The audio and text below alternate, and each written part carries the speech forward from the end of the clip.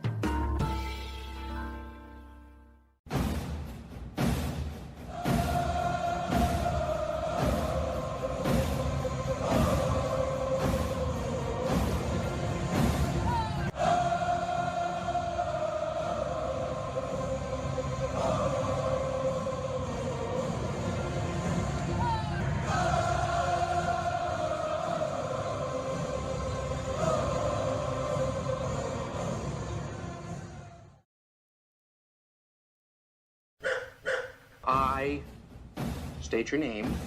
I state your name. Do hereby pledge allegiance to the Armchair.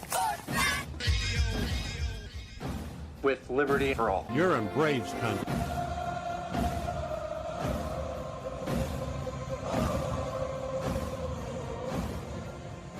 Ladies and gentlemen, please direct your attention now to the area in front of the pitcher's mound for tonight's ceremonial first pitch. You can't drink like me. You can't smoke like me. So don't try and be like me. Let's party together. There's something kind of about a kid that's never played baseball. What the hell's going on out here? Well, scared because his eyelids are jammed and his old man's here.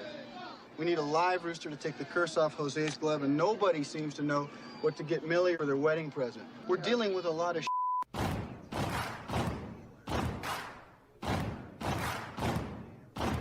Baseball is a beautiful thing. It's more beautiful in an old park. It's asymmetrical and quirky. But even in a dome with artificial turf, it's beautiful. The way the field fans out, the choreography of the sport, the pace and rhythm of it, the fact that that pace and rhythm allows for conversation and reflection and opinion and comparison. In right field, the crowd is tormenting Strawberries, singing Darryl, Darryl. Little roller up along first, behind the bag. It gets through.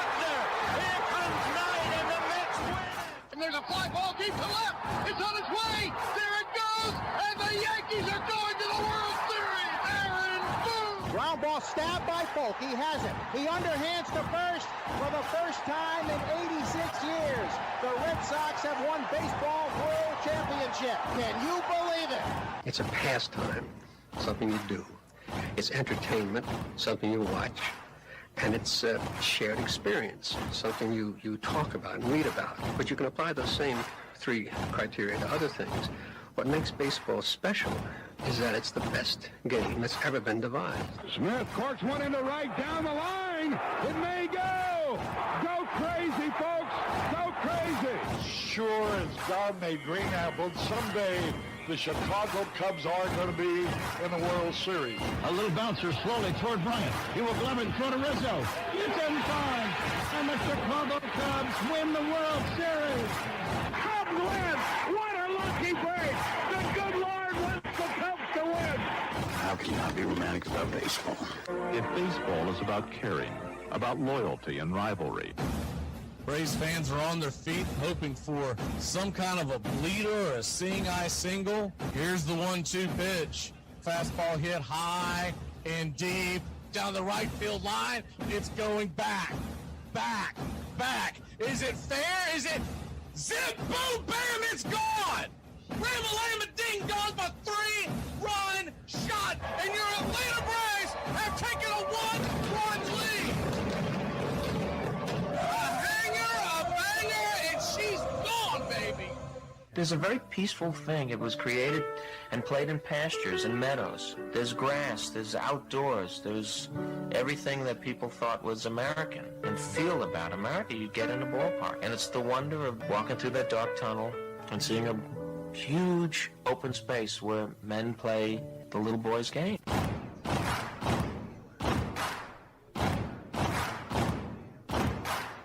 People will come. They come for reasons they can't even fathom. Not knowing for sure why they're doing it. They'll arrive at your door as innocent as children longing for the past. They sit in shirt sleeves on a perfect afternoon. They have reserved seats somewhere along one of the baselines. Back when they were children, cheered their heroes. It'll be as if they'd dipped themselves in magic waters. The memories will be so thick that I've brushed them away from their faces. People will come. The one constant through all the years has been baseball.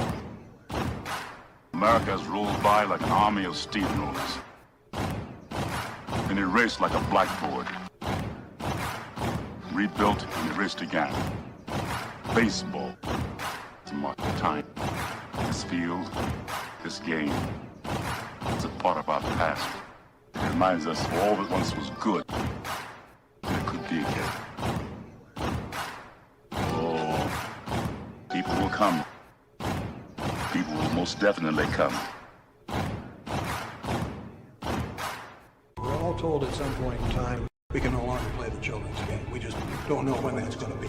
Some of us are told at 18, some of us are told at 40. But we're all told.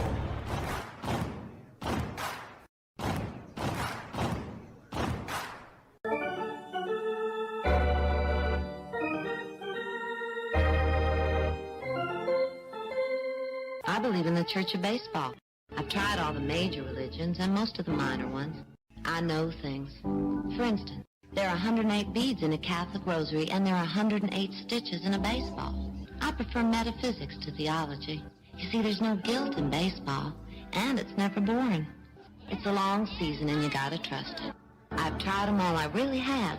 And the only church that truly feeds the soul day in, day out is the Church of Baseball. Which team do you play for? Well, Well, I was just wondering, because I couldn't figure out why you would throw home when we've got a 2-run lead. You let the tying run get on second, and we lost the lead because of you. Touch 'em all, Joe. You'll never hit a bigger home run in your life.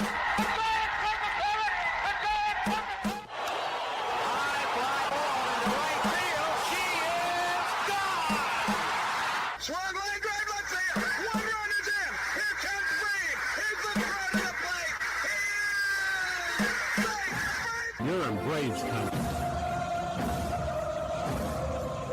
If there's a bigger thing going on right now, I don't know what it is. We're down to one strike here. Gurriel, the last hope for the Houston Astros. And here's the 0-2 pitch. Swung on, bounced over to Dansby. Dansby fires it over to Forrest. And here comes the dog pile. Fire the cannons in the battery. Do the chop all throughout Braves country. Pop that top. Your Atlanta Braves have won it all. Here's a list of the players we'll be inviting to camp. I never heard of half of these guys. And the ones I do know are way past their prime. Most of these guys never had a prime. This guy here is dead. Cross him off, then. The local press seems to think we'd save everyone a lot of time and trouble if we just went out and shot ourselves. We got uniforms and everything. You know, you might think about taking Jesus Christ as your savior instead of fooling around with all this stuff. I like him very much. He no help with curveball. You trying to say Jesus Christ can't hit a curveball?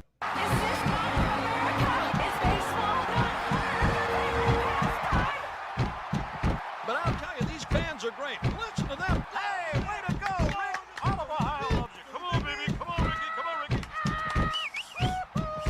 The game doesn't stink. It's a great game.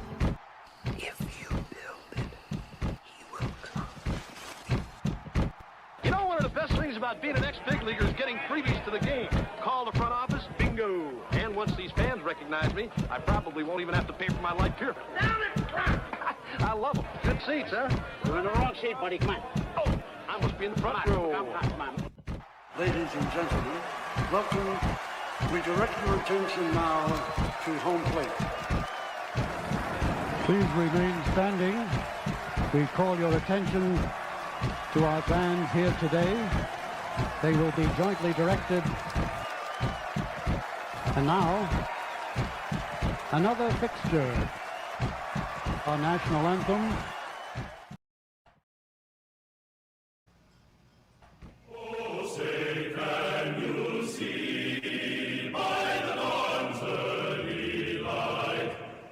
So proudly we hail at the twilight's last gleaming, whose broad stripes and bright stars through the perilous fight. For the ramparts we once were so gallantly streaming, and the rockets red glare the bombs bursting in air, gave proof through the night that our flag was still there. Oh, say does that star-spangled banner yet wave o'er the land of the free and the home of the brave? At this time, ladies and gentlemen, we'd like to introduce today's teams as participants in this historic game. Play ball! Good seats, eh, buddy? He missed the tag! He missed the tag! He missed the tag!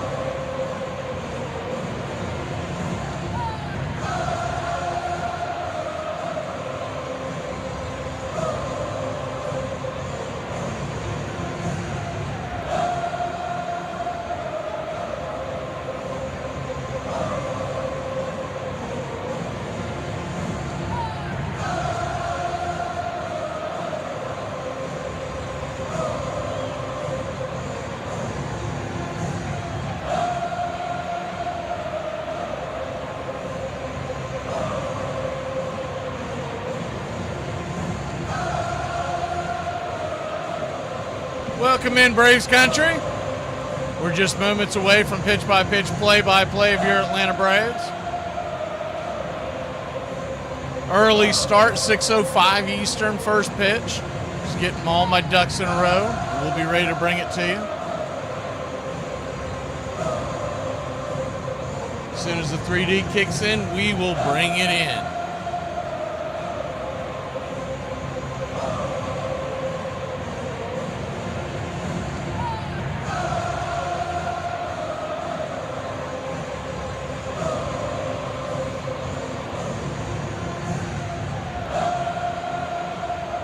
Good time as any to do roll call, so we'll go ahead and fire away. We want to make sure we say hello to Mr. Willis. What you talking about, Willis? Hope you're hanging in there, bud. Royal Peta. Trina. Huck Charlie. CC Ryder. Greg Chapin Carpenter. Timmy Panel. Sleepy Toe. Rebecca! Spaceman Ladarius.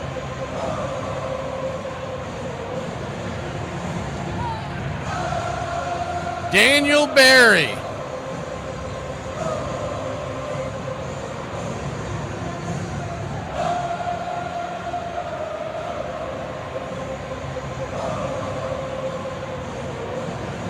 Allison Washingland, good to see you.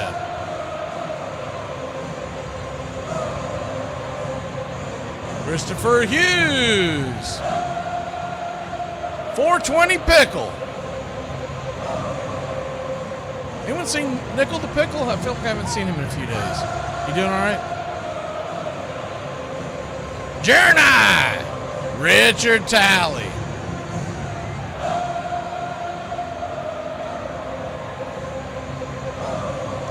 James Ray, good to see you. I'm assuming James Fisher King's in here as well. Chop Shop may still be at work. And I believe Iron Lung's off today, not 100% sure on that.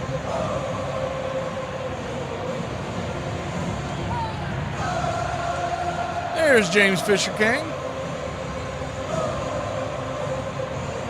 Big truck, keep on turning. Buddy Wilkinson.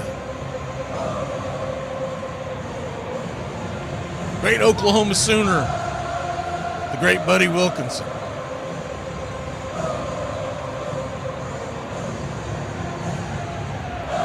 This will finish off a 3-game series. The Braves lost 2 of this series, and the Giants are looking to sweep a series for the first time this year. They're going to have Anthony Molina on the mound. They got him out of Colorado. So far this year, he is 1-0, 9 innings, 2.89 ERA, and a 9.6 whip. So he's done really well, but just the 9 innings. So we'll see how he plays out. What you'll get from Molina is a 4-pitch mix. He's got a 4-seamer that he throws 44% of the time, a changeup at 27% of the time, curveball at 19% of the time, and the slider in at 11%. There's Iron Lung. Good to see you, buds. Sleepy Toe, I think I got you earlier.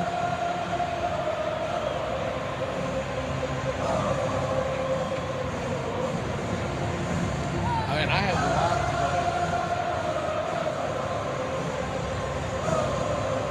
He's not one of your more well-known broadcasters, but I guess a broadcaster who works for ESPN, not quite sure what games he does. He was kind of shouting in the dark.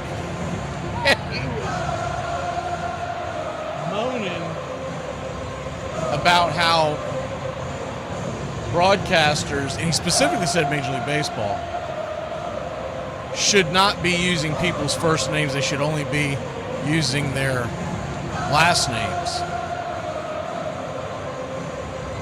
I had to get a laugh because I was like, man, he'd flat out stroke out if he tuned into Braves Country Radio.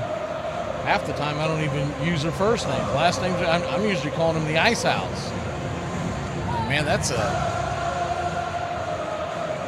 that goes back to old school radio baseball. It's the reason why I do it. Your old school guys, your legends, They use their nicknames repeatedly. You do you, buddy. All I could think of is, A, that sounds about right for ESPN, and B, you must be fun at parties. And C, let me make sure I don't catch any of your broadcasts. I'm going to fall asleep on the couch during he could be covering a real ball game, and I think he's going to put everyone to sleep. He had that kind of personality. But the guy that was pushing back on it was like, no, what are you talking about? They were more referring to, can you imagine not being able to call Ozzy Albies Ozzy? But anyways, yep, they're right in the middle of their gauntlet, Spaceman. 3 more games on a 9-game road trip, and then they play the Braves several days. We got tomorrow night's game here on the BCR for those of y'all who may have missed the memo. Bryce Elder and the Braves are going to be wearing their home whites, Braves across the chest in red, outlined in navy. And we're waiting for the 3D to kick in, and as soon as it does, we will bring it to you.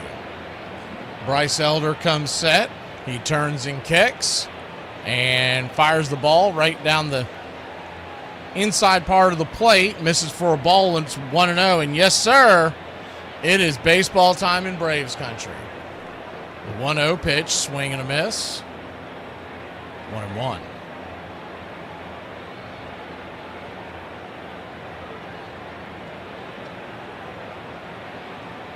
Always takes us a minute to be able to even up with this. I believe we're on a 1-2 count. I believe that was the 3rd pitch. Always have to, I don't know why they do it, but they pause right before first pitch in these broadcasts. The 1-2. Kicks and turns outside. Ball 2-2-2. So yeah, we're back to normal now. A 2-2 count.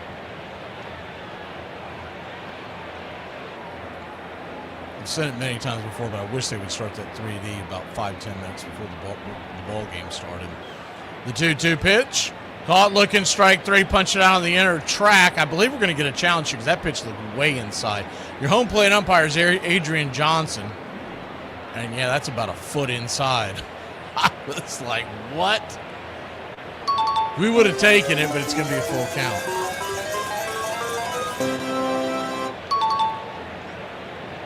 So a full count. Brings it. Swing. Lifted. Out to center field. Drifting over. Making the catch in the sunshine here at Truist Park for out number 1 is Michael Harris II. Left to right across the outfield for your Atlanta Braves. Yaz, Harris, and Acuna. Around the horn, 3rd to 1st. Riley, Dubon, Ozzie, and Olsen. Sean Murphy behind the plate, and Elder is on the bump. Winds blowing out left to right at about 5 to 10 miles an hour. 91 degrees at first pitch. Rafael Devers, who has toasted Braves pitching the last several years, including earlier in this series, takes it right down the pipe for a strike. It's 0-1. Got to be careful here. The 0-1. Kicks and fires, and bam! She gone! Bryce Elder just gives up an absolute tattoo shot, jammed right down his throat, a solo crack over the right field wall, and it's a 403 feet, 1-0 San Francisco Giants. The most dumbfounding about that is Elder looks surprised.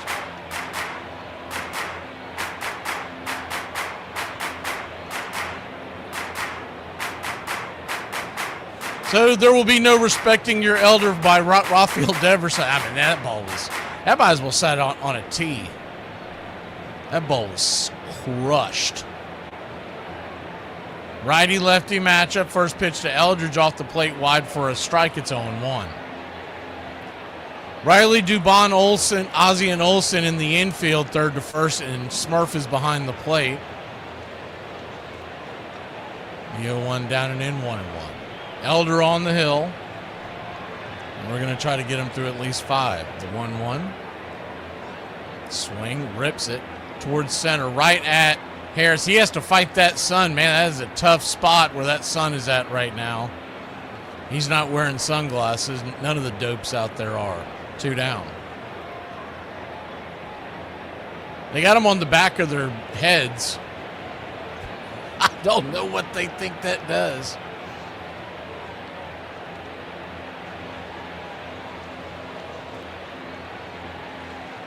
once again, for people who wondered, that comes down to your coaching staff. The first pitch on the way is right there at the knees. It's 0-1.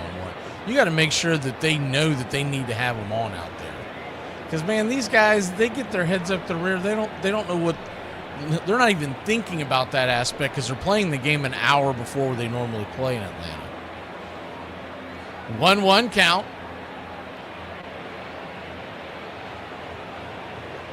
Kicks and fires. Swing. Pops it up. High in the sky. Going deep. Coming over all the way into right field, making the catch for Acuna is Harrison. That'll end the inning.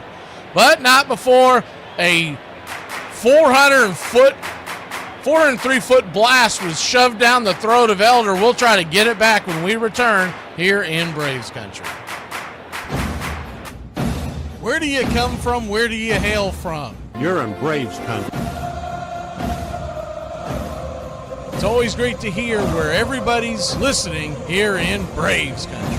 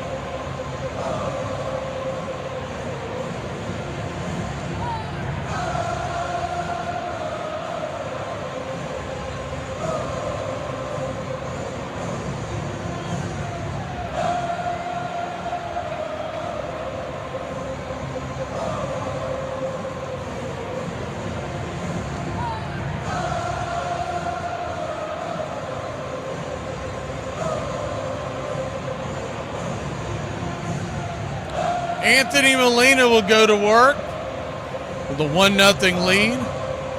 Drake Baldwin Company trying to tie it up or even better as we start the bottom of the first inning.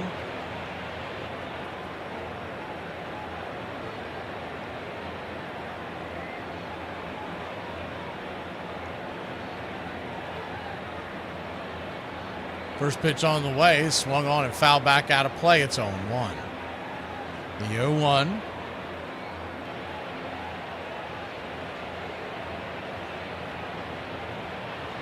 Comes set. Kicks and fires. Inside. 1-1. 1-1 count.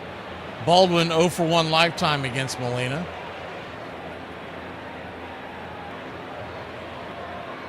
1-1 swing and a miss coming out of his shoes on that one. 1-2. Drake was trying to hit a grand slam on the first batter of the game. He about torqued his back out. 1-2 count. Infield back into the right. The pitch. Swing lifted. High into right field, drifting over. That ball's going to get down where the green grass grows. It's going to split the gap. Going shopping at the gap on a Monday night in Atlanta, Georgia is the Drake, baby. The Drake is alive. You don't like the Drake? I love the Drake. How could you not like the Drake? Rules the Drake. The Drake is good.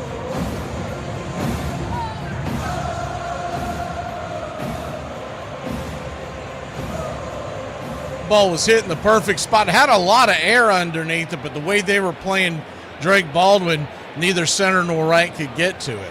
Righty-righty matchup. Acuna swings. Pitch well off the plate out wide. It's 0-1. Looked like the slider about a foot outside. The 0-1. Turns and kicks. Whistles the fastball, 97 miles an hour. 0-2. He's probably going to see a lot of those. Acuna struggles with the fastball this year. This guy's bringing it at 97. Look out. The 0-2 count. Upstairs, fastball. This one 98, but misses inside.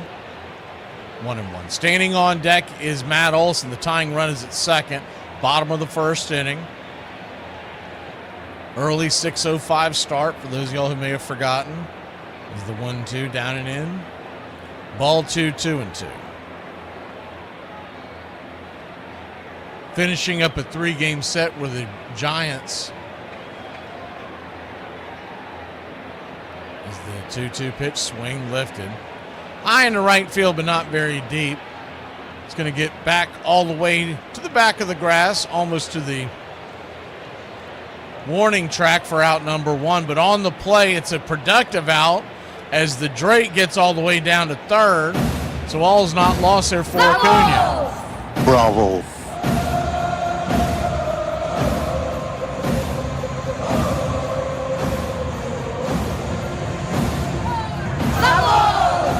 Bravo. And Matt Olson can tie it up. The infield is back and to the right. First pitch on the way upstairs misses high. It's 1-0. So if he dribbles one to the right side of the infield, Drake should score with ease. 1-0. Turns and kicks, swing up the middle. And that's exactly what's going to happen. It's going to be a 6-3 putout, but your Atlanta Braves have tied it up. Get him on, get him over, get him in. Watered down. This is Ice House. Ice House. Smooth as it gets.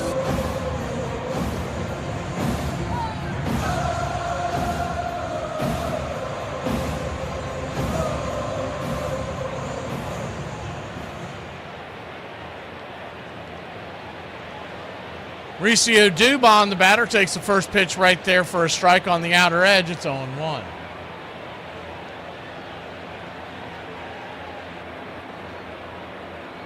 The 0-1, swing, soft line drive to second, L4 if you're scoring at home, and that'll end the inning. But not before your Atlanta Braves put one on the board. Early Monday Night Baseball will be back in a flash here in Braves country. What's for dinner?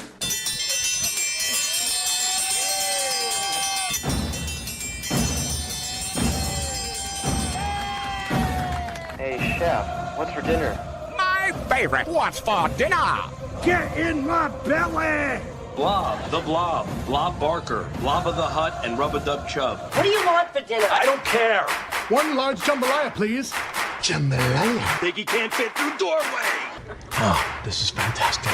You got my shirt at the Big and Tall shop? When did I make the crossover? I can't feel my hands. You gonna eat your cornbread? It's the wood that makes it good.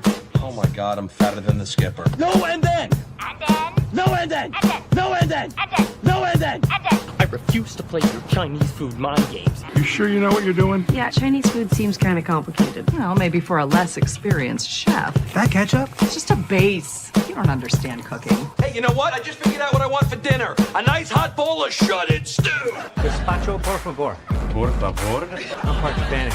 Adios, muchacho. Maybe you're getting cheese ball syndrome.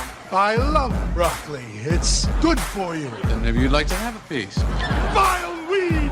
Hurry up and munch those fries. We've got to get back to work soon.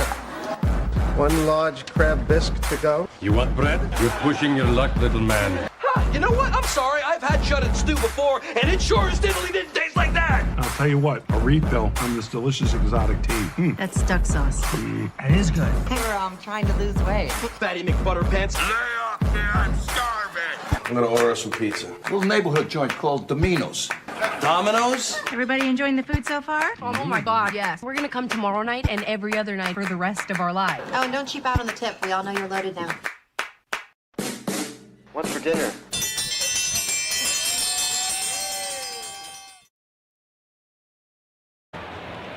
Welcome back, y'all. First pitch on the way from Bryce Elder. Start off the inning. Braves 1, Giants 1. Right there at the knees, it's 0-1. The 0-1. Turns and kicks. Swing. Punches it over the third base dugout.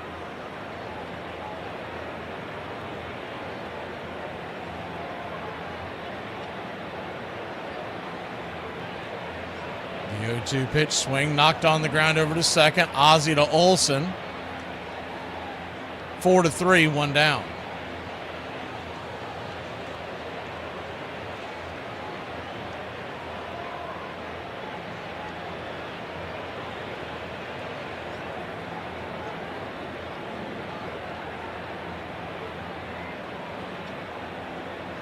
One up, one down.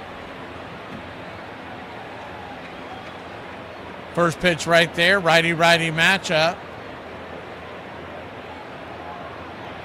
Taken for a ball across the plate, it's 1-0. The 1-0. Cutter misses high and out of the zone.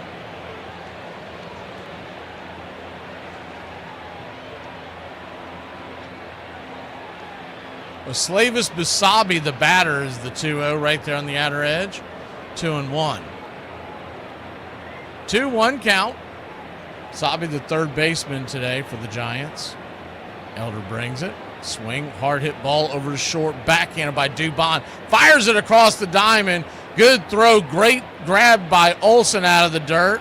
And he gets a bit of a tip of the cap by Dubon, 2 down. You know, those things go overlooked all year long. I don't think we give enough credit to it. But what the job that Matt Olsen does over at first, and you know, it's easy to say, well, all the throws should be right there at him. That just doesn't happen in Major League Baseball. And he has done a great job over there digging those balls out of the dirt. First pitch swinging here with 2 outs is lifted high and deep into center field, going back on the track off the wall. Bounces off the wall. Acuña's got it. Acuña fires it into second, and it's a 2-out double for the Giants. So Elder continues to work very fast, but the Giants continue to pound the ball. We've seen Elder do this quite a bit recently where he's speeding up his delivery. Never heard it addressed, but you do wonder if anything has to do with the aches and pains that they say that he has in his, I believe it's his right knee. But you just wonder if he's speeding up the process because of it. Is the first pitch there on the outer edge. The Furman, the number 8 hitter for the Giants, it's 1-0. He works much faster than he did earlier in the year. And sometimes it pays dividends. I'm just curious to know why he started doing it. The 1-0. Swing, rips it, and that's through the infield. That ball is smoked, and they're going to go station to station as Furman will stop at third with 2 outs. Furman got a late jump over there, and Acuña came up firing.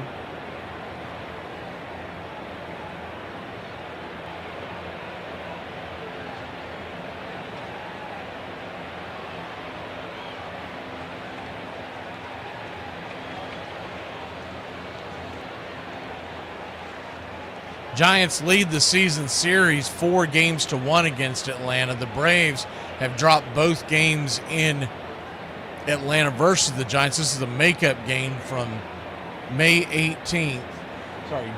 18th. They lost game 2, 7-5. They lost the first game of the series, 7-2. First pitch down and in, sinker.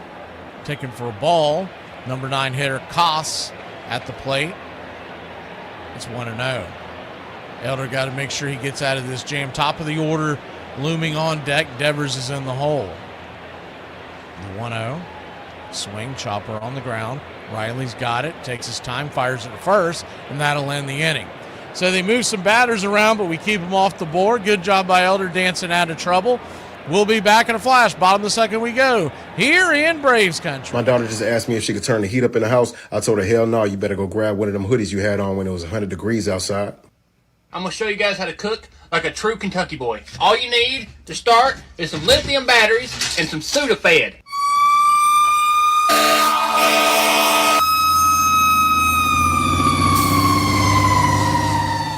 Update! My house is gone!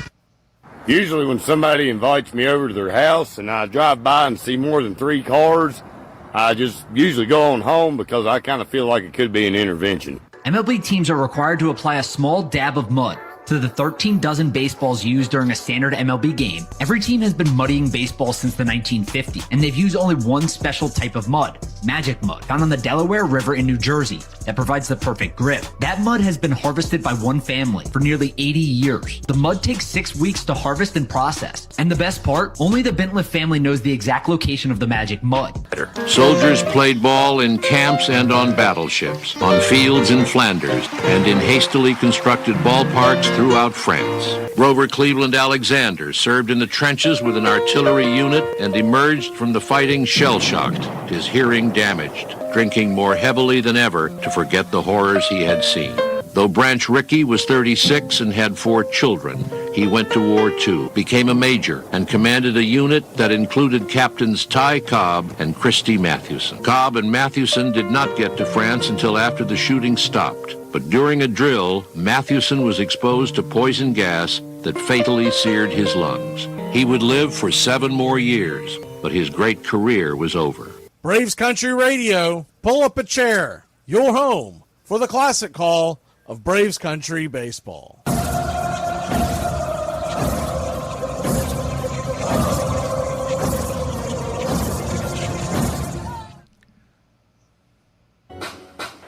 Welcome back.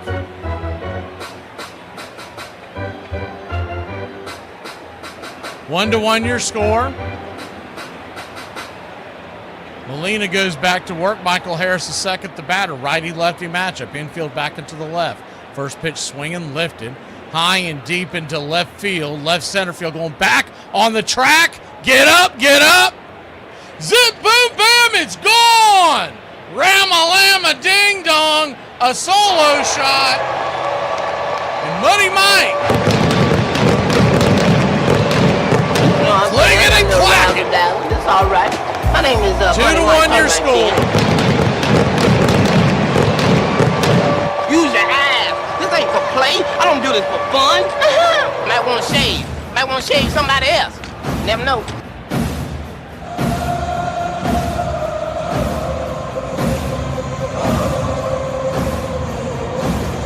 First pitch right there on the outer edge to Ozzie Albies, called for a strike. It's 0-1. 401 happy feet over the wall, just clearing the center field wall, just left of center field, dead center. And the Braves take the lead. The 0-1 pitch, swing, fouls it back. It's 0-2. Atlanta Braves come into today. Their magic number, 21, old enough to drink today. The 0-2 pitch, swing, lifts it out into left field, getting down and making the sliding grab out there, fighting the sun and everything else. Gilbert makes the out. L7, 1 down. You could tell he did not pick that ball up very well. And once again, he doesn't have his sunglasses on. He's got them on top of his head. All these dopes have it on top of their head or behind their hat. It's all just fashion statements. It's unbelievably stupid. Sean Murphy, your batter, first pitch swinging, rifles it fouling out of play. It's 0-1. Speaking of unbelievably stupid, Ketel Marte comes back for the Diamondbacks tonight. It'll be interesting to see how that goes. He is the designated hitter tonight, they said. And they said he's expected to apologize to the team before the game starts. It's the 0-1 swing and a miss. It's 0-2. If you haven't followed that, it's a whole nightmare. But his whole career has been very dicey at best. Yeah, I think he needs a whole team of psychiatrists, if we're being honest. The 0-2 in the dirt, 1-2. So a 1-2 count. What was that, a couple of years ago that he lost his mind on a fan claiming that the guy was the 1-2 pitch, swing and a miss, blows it right by him, strike 3. He was playing the victim card because the guy basically did a yo mama joke to Ketel Marte, and then he played the victim, talking about how his mom died several years before. And it's like, dude, the guy didn't know that, the fan didn't know that. Quit clutching your pearls. Austin Riley, the batter, first pitch off the plate, outside wide for a ball. It's 1-0. Now the guy that flipped off the fan was in the Colorado Rockies series, Peter, against the Braves. It was a Braves fan that got flipped off. 1-1 count to Riley. But similar in the fact that it was goofy. The 1-1 pitch, swing, pops it up. Can of corn in the infield, and Austin Riley will see his .219 batting average continue to plummet. We'll go to the top of the third. 2-1 good, guys, here in Braves country.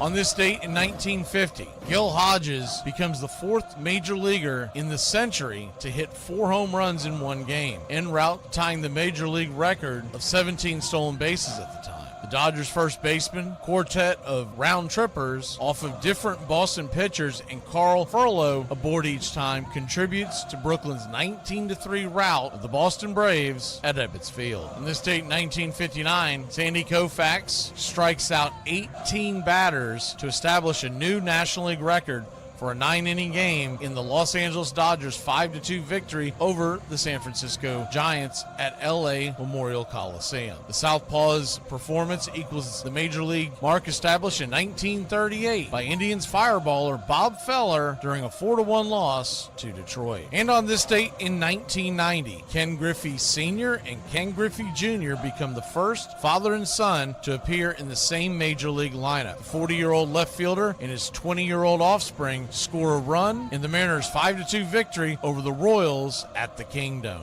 And that's your Braves Country Radio on this date in baseball history. Find us on YouTube and Facebook today.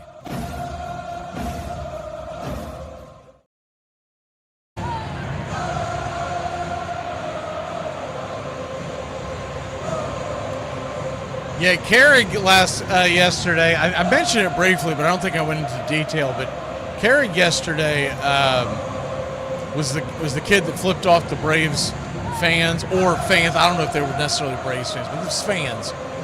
Who knows? They could have just been gambling. But he flipped off the fans because if you remember in the Saturday game where the Braves came back, they were down 1-0 and they scored late. They scored the 2 runs. Carrick was the guy diving for the ball in the left center field area, and the ball came off his glove. When he got the ball back in, they showed it later on. They didn't show it on the Braves cast, but they showed it later on after the game as the first pitch right there. Outer edge to Gilbert, the leadoff man. It's 0-1. He's 0-for-1 on the day with the line out in the first inning. The 0-1. Upstairs for a strike. 1-2. Standing on deck is the lone run for the Giants. So you'd like to get this out on Gilbert, see if you have to pitch around Devers, you can.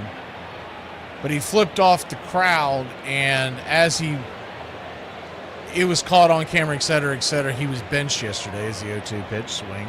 Chops it on the ground over to Olsey. He'll scoop it underhanded. Covering the bag is number 55, Bryce Elder. 1 down. Devers coming back to the plate. Remember, Devers torched Bryce Elder in the series in San Francisco earlier this year. He hit 2 home runs off of him there. So he's hit 3 home runs off of Elder in about 5 at-bats. Hopefully they discussed this in the dugout and said, hey, let's quit throwing him taters. Righty-lefty, first pitch, curveball down and in. It's wondering if you have to walk Devers, it's really not the end of the world because he's not a stolen base threat. But anyways, Carrick got benched yesterday because of the incident. 1-0, outside wide 2-0. Now, they didn't stand pat on it because they did use him to pinch hit late in the ball game when the game was on the line. He used him, we'll say the 8th inning maybe. But anyways, he did play yesterday. He just didn't start. 2-0 count, outside wide 3-0. 3-0 count. Brings it. P at the knees. Sinker, 3-1. Devers hopping up and down. I think he thinks, and he's probably right, he should have took a swing at that one. The 3-1 count. Down and in the dirt, ball 4, which is fine. He'll walk him down to first, set up a double play, live to fight another day. You don't have to strike out every guy. When a guy's got your number, sometimes a guy's just got a pitcher's number. You're better off just kicking the can down the road. Eldridge standing in against Elder. Righty-lefty, first pitch. Dropped a changeup off the plate. It's 1-0. 1-0 count.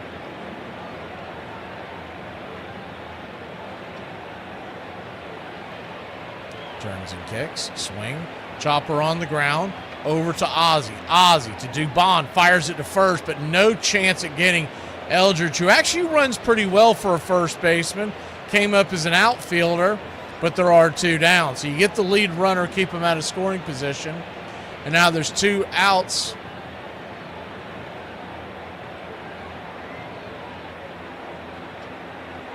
And coming to the plate is Jonah Cox from Louisville, Colorado.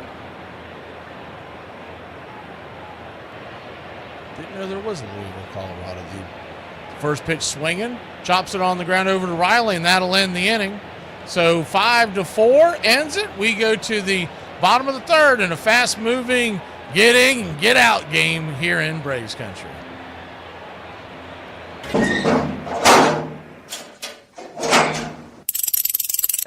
You have the tying run 90 feet away in Kevin Mitchell and the possible winning run at first in Ray Knight. And here's Mookie. Fouled off. 1 ball, 1 strike. Ball 2. Fouled away, 2-2. Fouled away again. Fouled away. And it's going to go to the backstop. Here comes Mitchell to score the tying run. And Ray Knight is at second base. 3-2 to Mookie Wilson. And he pops it in the air foul off to the right. Gedman coming over. He will not have a play. Line drive foul. Can you believe this ball game at Shea? Oh, brother. So the winning run is at second base with 2 out. 3-2 to Mookie Wilson. Little roller up along first. Behind the bag. It gets through Buckner. Here comes Knight, and the Mets win it.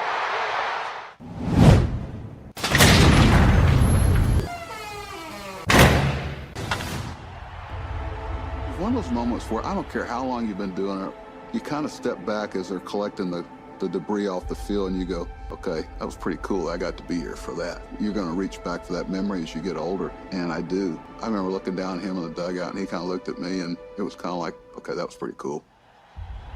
It was a moment almost perfectly in what would turn out to be his last home game ever, where they got to say, we love you in this gigantic way. The Yankees headed cross-country to Seattle with a 2-0 series lead, and their captain savoring every moment of the experience. I knew I was done, right? I knew this was my last chance. Welcome back.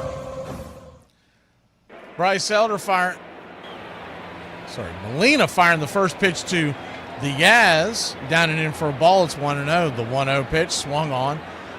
Hit hard on the ground over to second. It's going to be a 4-3 put out. 1 down. Looked like Furman had a hard time getting that ball out of his glove at first, but just in time. Hope you're enjoying your Monday evening here in Braves country. Appreciate you spending your evening here with us. Drake Baldwin takes the hack at the first pitch, swing and a miss. It's 0-1. Appreciate you spending your baseball season here with us. We got the October coming up as the 0-1 swing and a miss. It's 0-2. We'll be doing a ton of out-of-town games. We'll bring you every Braves game, but then on top of that, we'll take you all the way through the World Series with Braves and non-Braves games. The 0-2 pitch, swing and a miss. Strike 3, blew it right by him, 2 down. Molina,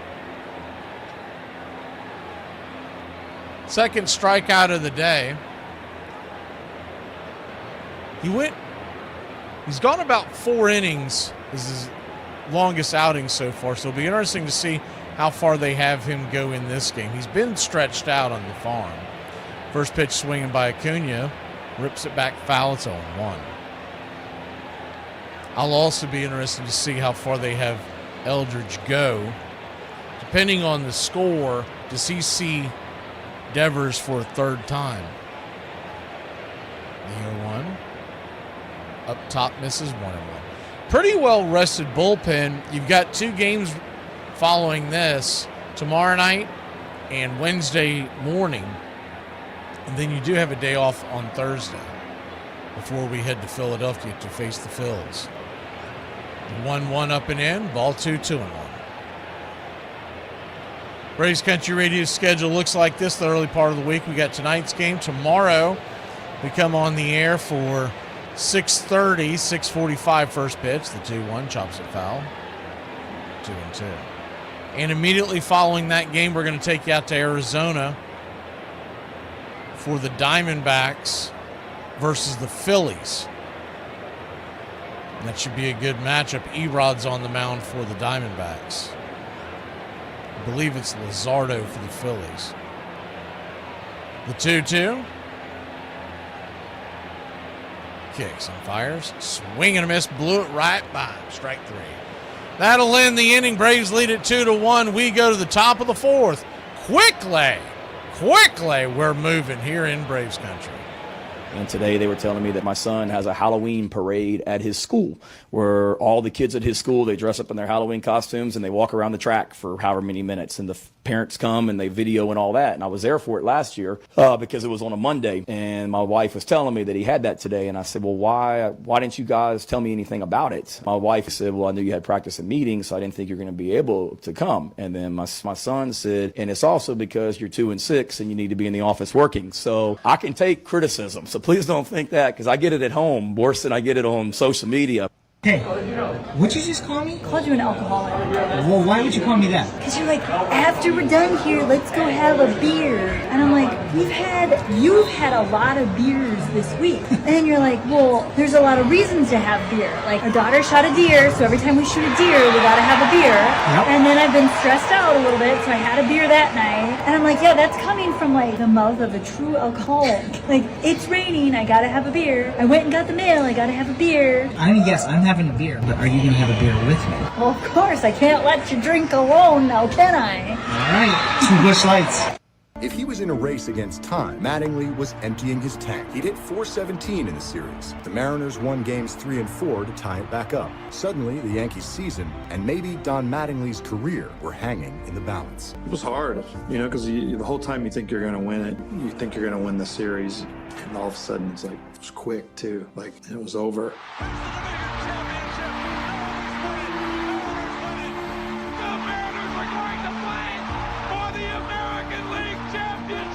It was so devastating, the way that we kind of went down. That last hit, Edgar, Gerald throwing that ball, and then having Griffey score, and then it was like all of a sudden, poof, it's gone.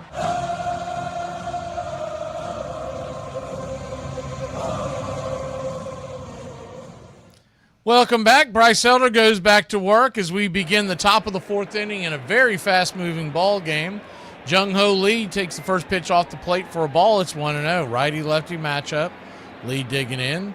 Swung on. Chops it over the line. 1-1. 1-1 count.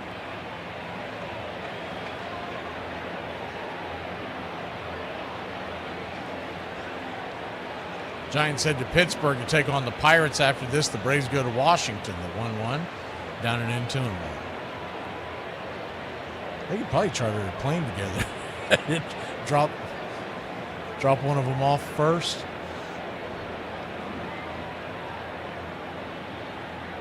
The 2-1, high and out of the zone. Ball 3-1. I mean, if we're being fair, we'll just land in D.C. and have San Fran get bicycles or a bus or something to get them over to Pittsburgh. The 3-1 pitch, high and out of the zone. Ball 4. So Bryce Elder walks his second man of the game. This one I don't believe was a pitch around. I think he just couldn't find the zone. Jung-Ho Lee, though, is a pretty good batter, batting .290 on the year. And OPS just under 800. I don't think he was pitching around him to start the inning. Tying run at first. First pitch is down and in. Sinker for a ball. It's 1-0. He might get that call if Murphy frames it, but Murphy kind of underhanded it like he was playing slow pitch softball. 1-0 count. Right there at the knees, 1-1. Braves have the tiebreaker, Eddie, on the Dodgers. But that's the good news. Bad news is Dodgers have a much easier schedule in September. They played the Cincinnati Reds about 52 times. I mean, I looked at that schedule. I said, what is going on here? Quick flip over to first base. You'd think it was the late 1970s and they were both in the NL West. Back when everybody played everyone 19. The 1-1 turns and kicks. Down and away. Ball 2-1. 2-1 count. But if they had not made that trade for Skubal, those are the only games they're really dominating. I saw a statistic today, and without Skubal, they'd be about 4 or 5 games behind Atlanta right now. The 2-1 down and in, 3-1. Not saying they won't get it together. We know that roster's loaded, but it's encouraging when you know how tough of a schedule the Braves have the first part of September. It eases up a little bit towards the back end, but it'll come down to how aggressive will Atlanta be. The 3-1 right there, 3-2, so a full count.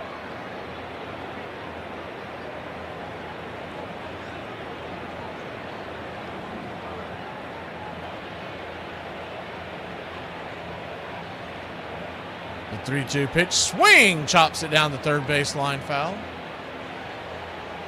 What is the SS87 over here doing? He's got all these.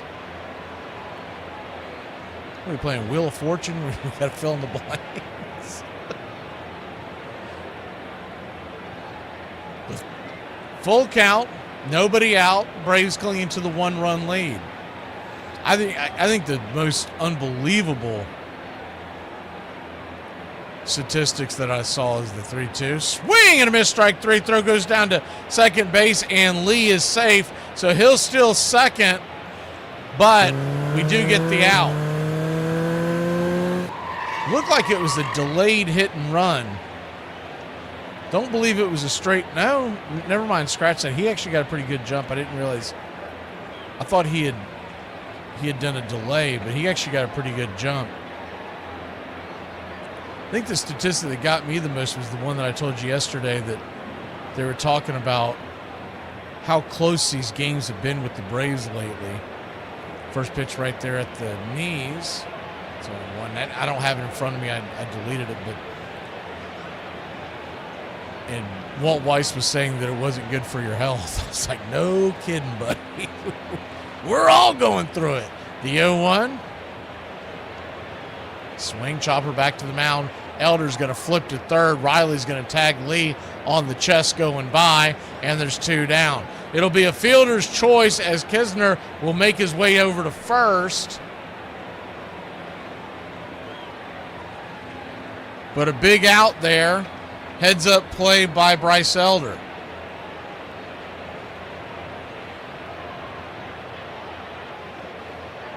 If you're wondering about the name of the man at the base, you heard me say Kisner. It is pronounced Kisner, though there is a Knizner.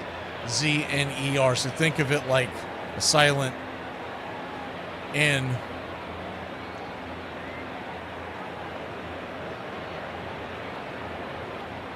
Almost the exact opposite of what you do with knife. The 0-1 count. Swing. Furman slaps it down the line, foul. 1-2. Good to see you, Raymond. Yeah, I think that happened to a lot of folks. I try to remind people as much as I can, but I'm going to start sending Iron Lung over to shake everybody awake. The 0-2 swing, fouls it away.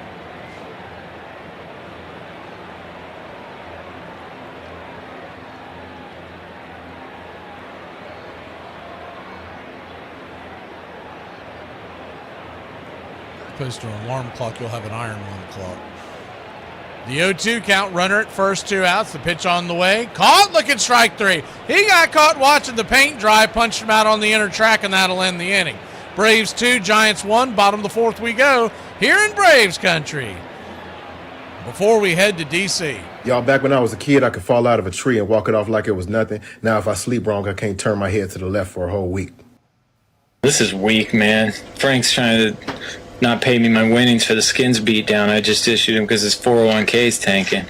It's like, dude, you got to grab the reins, man. Do some analytics, do some research, and take charge so I don't have to subsidize your lack of golfing skills. But then the night told, you moved your ball. Frank, it was on the cart path. Why don't you try reading the rules, Shankopotamus? If you don't like me, just say that. Okay, I don't like you. Why would you say that? It's so mean. Never kiss mom on dad's birthday. Armchair. September 6, 1918.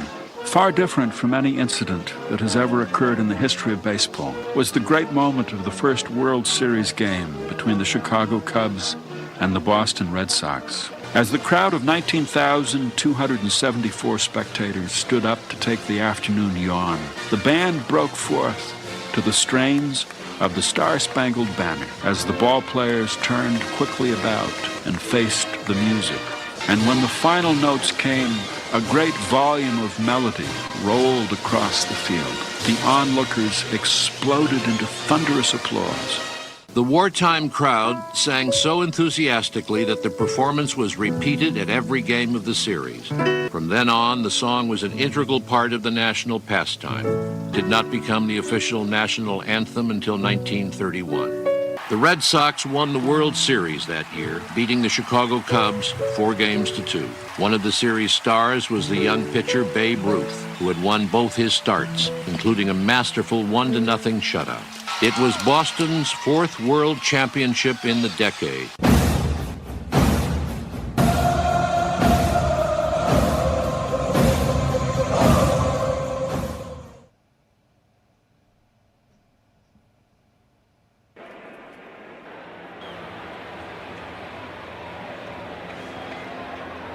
Welcome back.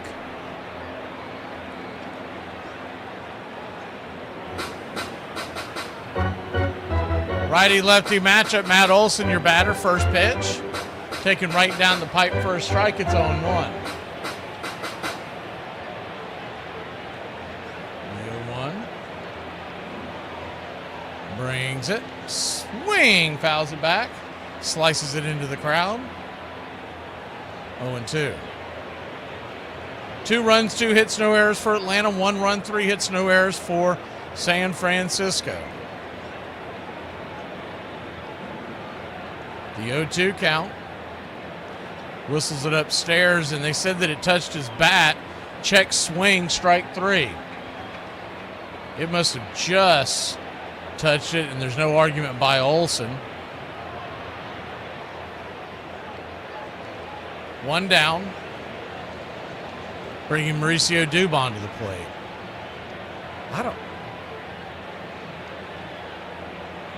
Maybe it did, but it did an optical illusion on the camera I just saw in the San Francisco feed. First pitch right there for a strike to Mauricio Dubon. It's 0-1. The 0-1, swing and a miss, 0-2.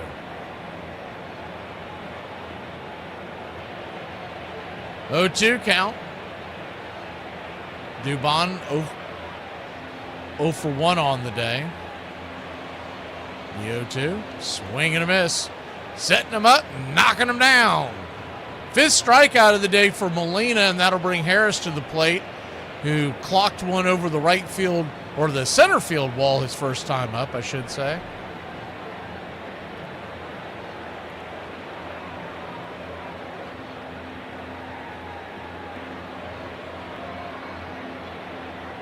Righty-lefty matchup, first pitch down and in, taken for a ball, it's 1-0.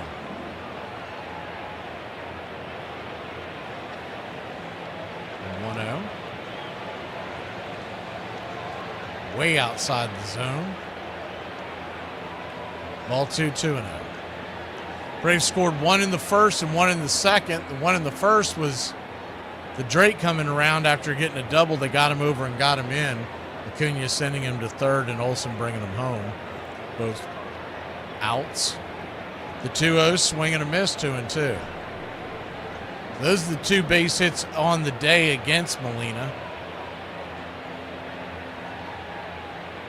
Fast-moving ball game and a low pitch count for Molina. The 44th pitch of the day just grabs the inner edge, 2-2. And he'll go 6 or 7 if they don't start getting that pitch count up a little bit.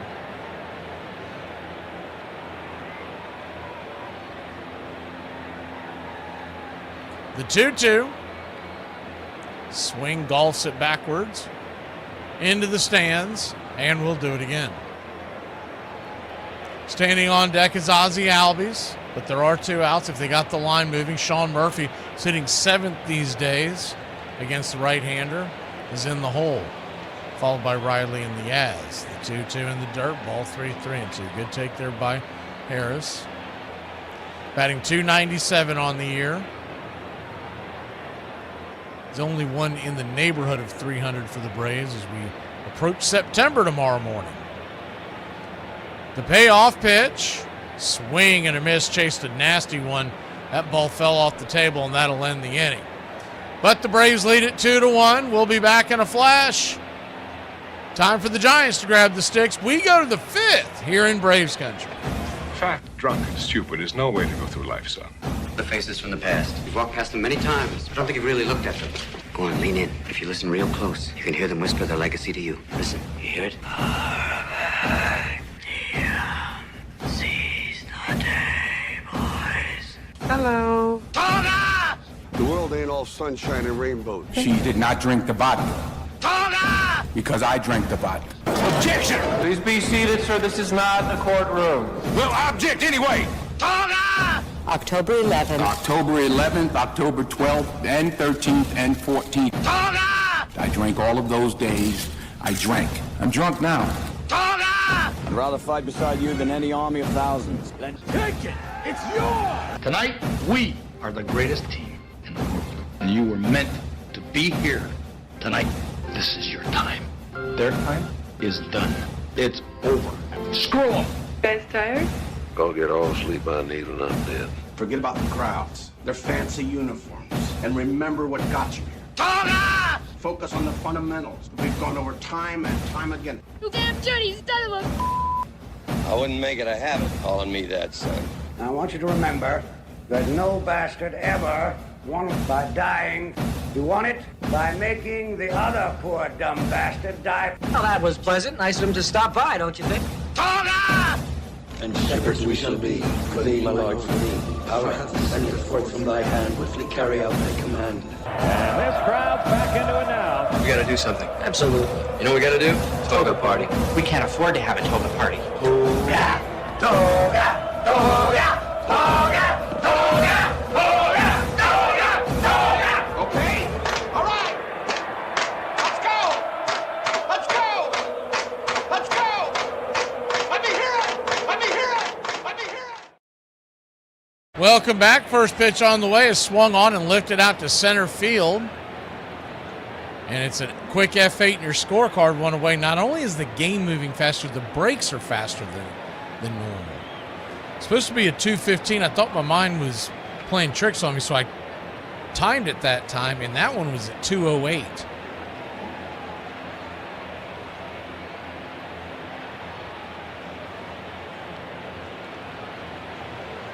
Righty. Elder back to work, top of the order. First pitch is just below the knees, I guess. Looked like it hit the zone. Murphy caught it awkwardly, probably why he didn't get the call. It's a 1-0. He was set up on the outside and had to backhand it on the inside. The 1-0 pitch, swing, chops it down the line, foul, 1-1. That's just human nature. If you're standing back there as an umpire and you see a catcher crossed up, you immediately just, in your mind, you don't even think of it being a strike until it registers with you. The 1-1 pitch. Outer edge. 2-1 count.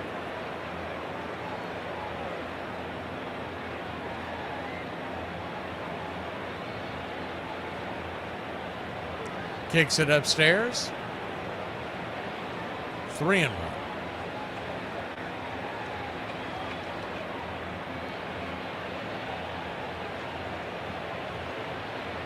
The 3-1. Sean Murphy wants to challenge this one. He probably should have challenged that first one that he got hit up on. We'll see what we get here. And he got it right, so that one hit as well. The other one looked much closer.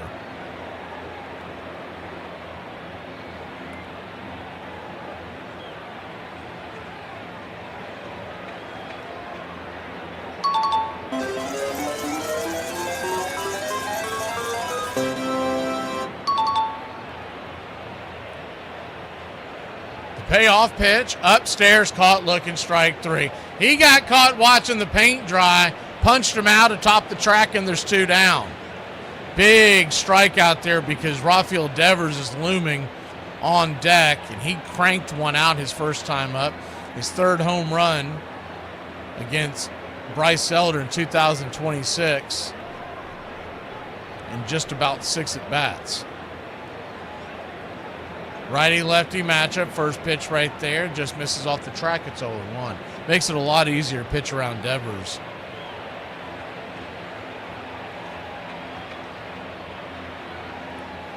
The 1-0. Swing and a miss, 1-1.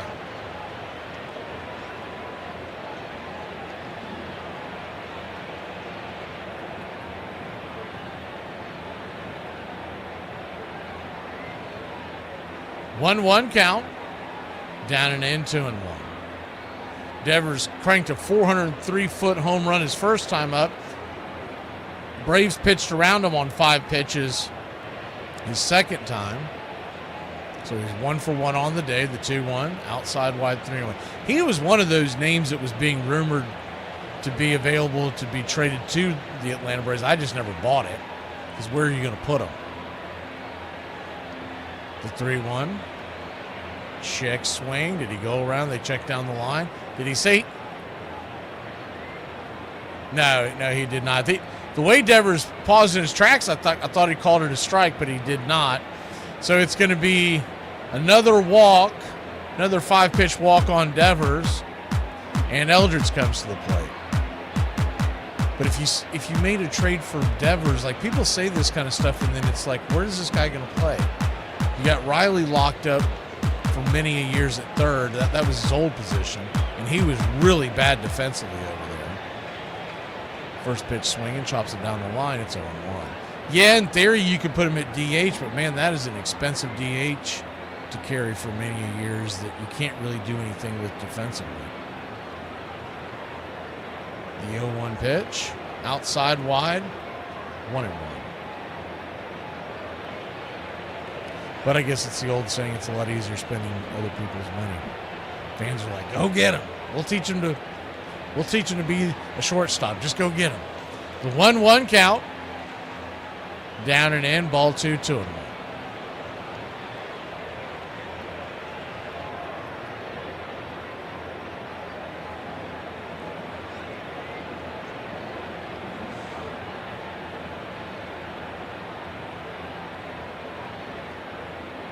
The 2-1.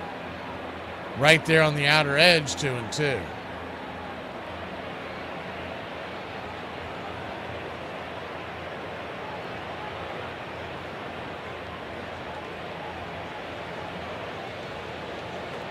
The 2-2. Swing, hit hard up the middle. That's going to get through for a base hit. Devers going around second, heading to third. And there's trouble a brewing. Runners on the corners and 2 outs.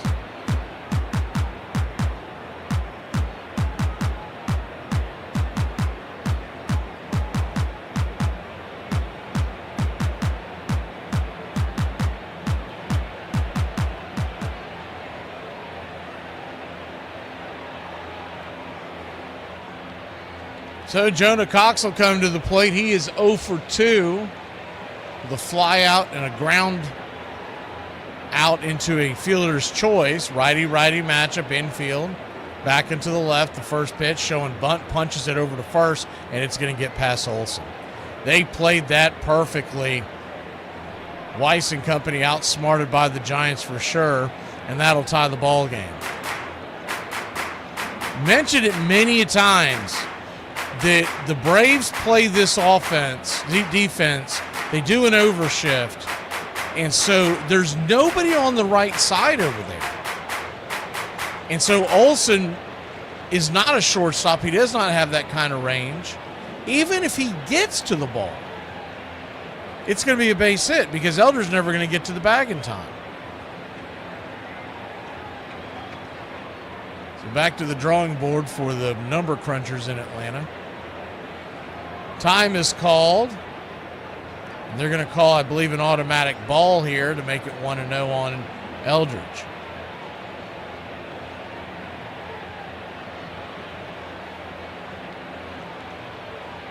The 1-0. Swing. Pops it up. Over the third base side. Past the dugout. 1-1. Yeah, they haven't done that in years, though, Richard. I mean, it's been a long time since they've done that, and they refuse to adjust. They'll get burned, and they'll continue to go back to it. The 1-1 swing, whistled up the middle, right to Dubon. That'll make the catch, and that'll end the inning. But not before the Braves cough up another run. It's 2-2. We go to the bottom of the fifth. Grabbing the sticks when we return, middle of the order. Last night I dreamed I was a bottle of ketchup and you were mustard, which is weird because usually you're mayonnaise in my dreams. Why do you suppose that is? Those who own dogs, you know that every time you come back from wherever you went, the dog is happy and it's jumpy and it wants to lick you in the face. Even if you just went to get mail from the mailbox, they delight in your return. If you want to take them out for a car ride, they're the first in the car. They jump in. They don't care where it's going, but they're going somewhere. They're some of the most joyous creatures that live among us. Dogs don't live as long as we do. Every single day a dog lives is equivalent to a week of your life. If they only get 1 day for every week you're alive, they make every day count. I'm just suggesting that their lives have already factored in their mortality. When I look at a dog, I use that as a reminder of how I should live every day of my life. While the Angels now have their own stadium in Anaheim, they used to play their home games at Dodger Stadium. In the early 1960s, the Angels were a brand new team and had to share the stadium with the Dodgers because a dedicated field had not been built for them. Eventually, in 1966, the Angels got their own ballpark. Who is he anyhow? An actor? No. A dentist? No. He's a gambler. Then added, he's the man who fixed the World Series back in 1919. Fixed the World Series, I repeated. The idea staggered me. It never occurred to me that one man could start to play with the faith of 50 million people with the single-mindedness of a burglar blowing a safe. How did he happen to do that? He just saw the opportunity. Why isn't he in jail? They can't get him, old sport. He's a smart man.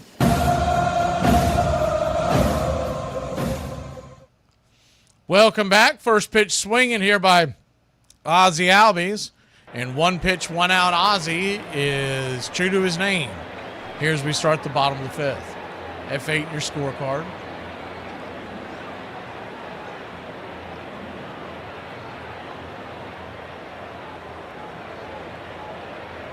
Sean Murphy, your batter. First pitch swinging.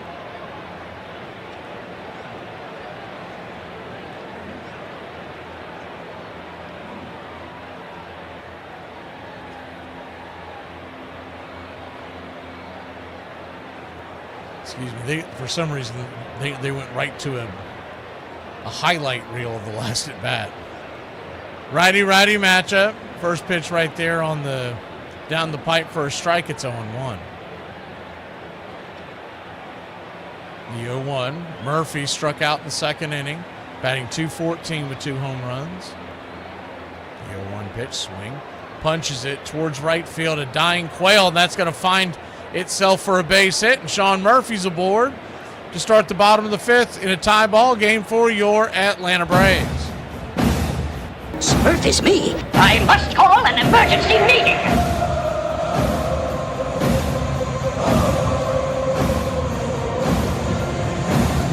Don't try to fool me. Not a hard hit ball, but hit them where they ain't.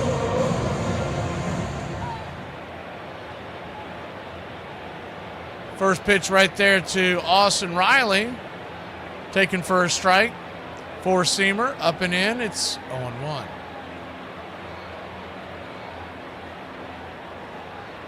The 0-1. Down and away, 1-1.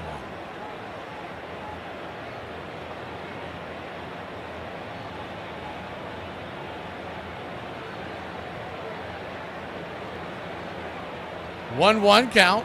Swing, rips it towards center field. That's down for a base hit. And back-to-back base hits for your Atlanta Braves. First and second, one out. Boy, Blue. Bottom of the order, doing it again. Blue, you're my boy. Get it. Get it. And that'll bring the Yaz to the plate. Not your everyday number 9 hitter. He'll be followed by Drake Baldwin.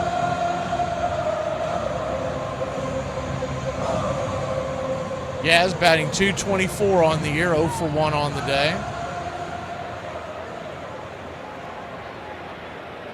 First pitch, below the knees, 1-0. Good take there by Yastrzemski.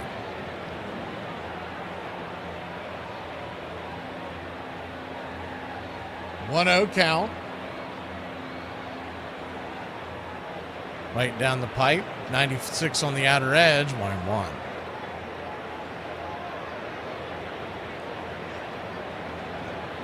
Numbers a little down for August and July for Yaz, but nothing extreme. The 1-1 pitch. 1-2, taking another pitch right down the pipe.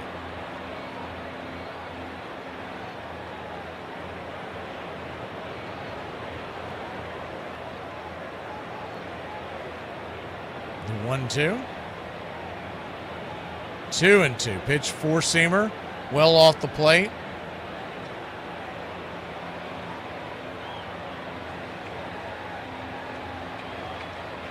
Two count. Swing.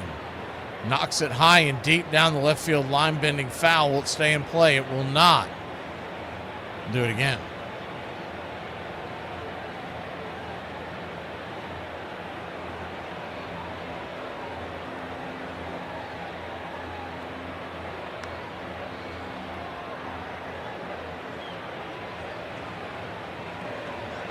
The 2-2 count.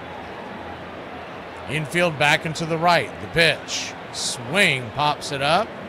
Over to the third base side. Giving chase is Basabe, and it'll run out of room. Do it one more time. Deuce is wild. 2 on. A 2-2 count. There's 1 away. Game tied at 2. Bottom of the 5th.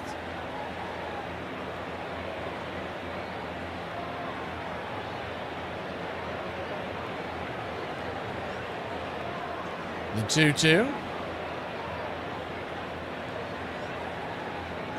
Brings it. Swing lifted. High and deep into right center field. Going back near the warning track. Making the catch just in front of the track for a loud out, number 2. On the play, Sean Murphy will make it down to third base, but there are 2 away. So it'll be up to Drake Baldwin to get the job done.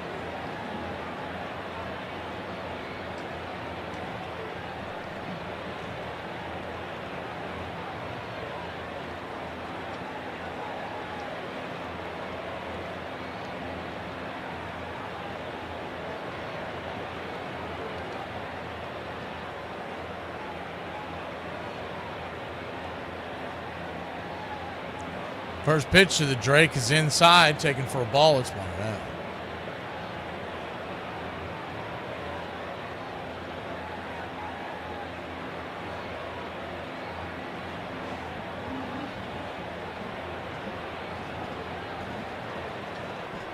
The 1-0. Kicks it foul.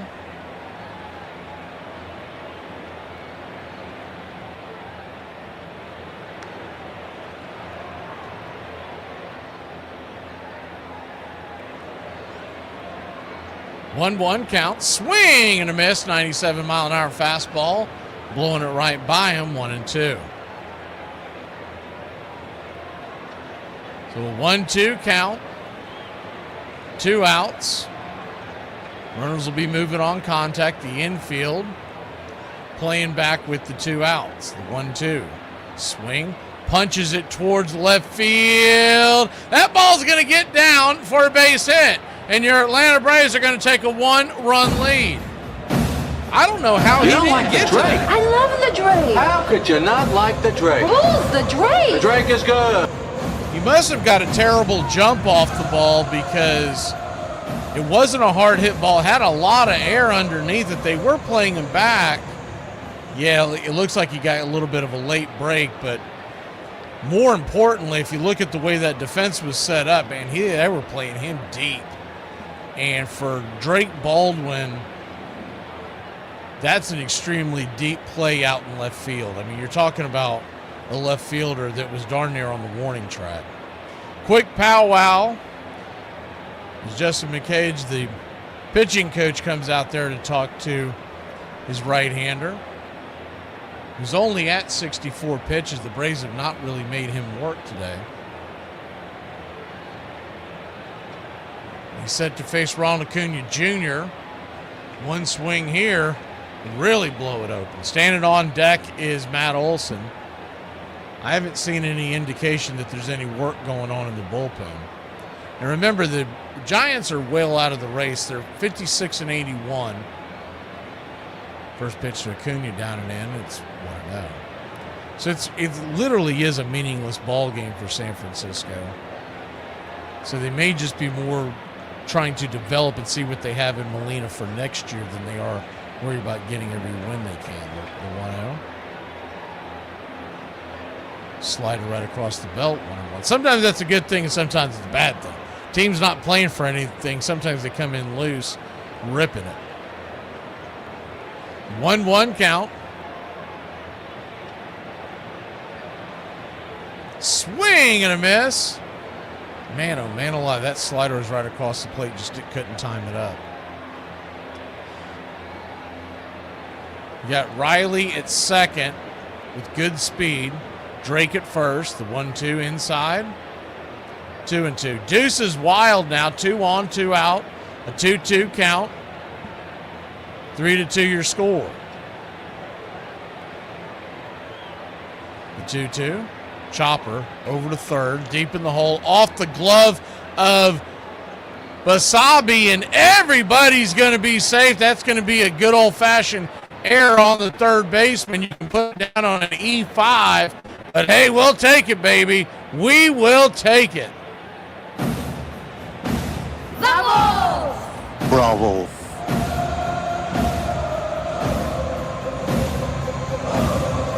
Kind of an in-between hop, and he could never find the handle on it. Bravo. So the bases are loaded, and here comes, they're giving that base hit. That's a terrible. That is Atlanta Braves home cooking in the finest sense. But whatever. First pitch down and away for a ball, it's 1-0. I mean, that is a major league error. Hell, that's a minor league error. 1-0. Down and in, ball 2-2.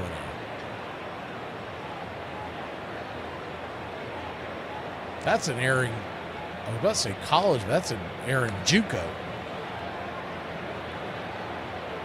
2-0, inside. Did he go around? Didn't look like he did not. Ball 3-0. So nowhere to run, nowhere to hide. Runners all over the bases. Ducks on the pond. Bases loading, a 3-0 count to the ice house. He'll be sitting dead red, the 3-0, right there at the knees, 3-1. A little surprised he didn't swing at that one, but he may not have, that may not have been what he was looking for.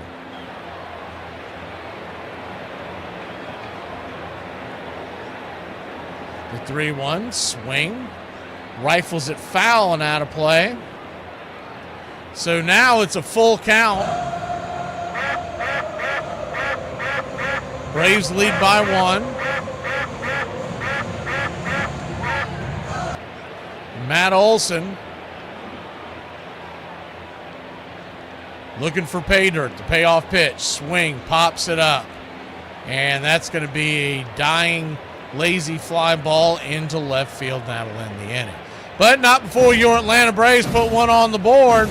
We'll head to the top of the 6th, clinging to a 3-2 lead. Y'all, I can't wait for my kids to move out and invite me over for dinner. I'm going to say I don't want that and throw some in the air fryer, eat 2 bags of chips, drink a whole bottle of water and leave it on the table, turn on all the lights and walk away leaving a complete mess behind me. The longer you wait on the ball, the better you see it. The better you see it, the harder you hit it. The harder you hit it, the higher your average is. The higher your average is, the more money you make. And the more money you make, the more you're going to get laid.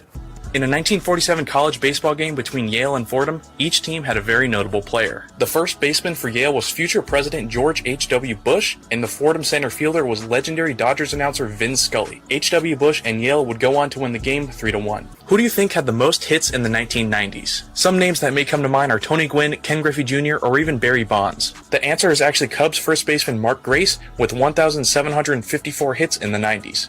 In 1919, no team played better than the Chicago White Sox, pennant winners in the American League, and few teams were paid as poorly or got along as badly. Players deliberately crossed each other on the field.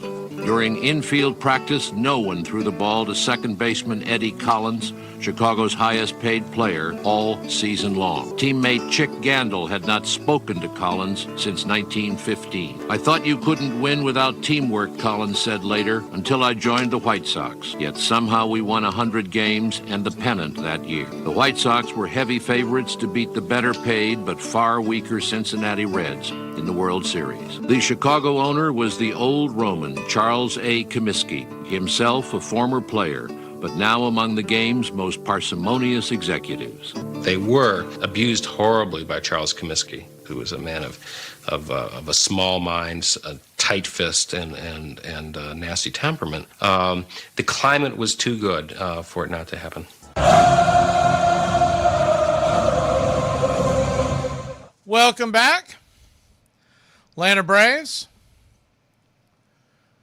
lead this one 3-2. First pitch from Bryce Elder's right there for a strike. It's 0-1. Righty-righty matchup. Wasabi, who booted the ball the last inning, takes the 0-1 pitch right there, 0-2. His should-be error that was ended up ruled a base hit probably won't get challenged now because he run didn't come across. So Acuna will be credited for a base hit if y'all are playing the ponies and all that kind of stuff. You're probably okay there. The 0-2. Swing, rips it. High and deep into center field, going back on the track at the wall. She gone. Bryce Elder gives up yet another home run, and the game is tied. It's 3-3.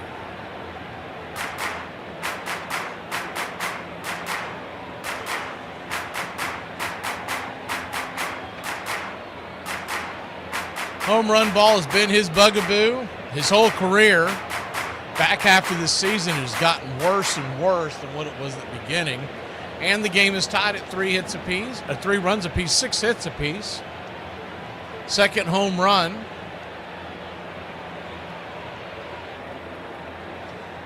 By the Giants. And Kisner coming to the plate. Righty-righty up the middle, shoots it up the gap, right down his throat, and it's a single with nobody out here in the 6th inning. Bryce Elder spinning out of control here. He's at 79 pitches. His ERA is now an even 4.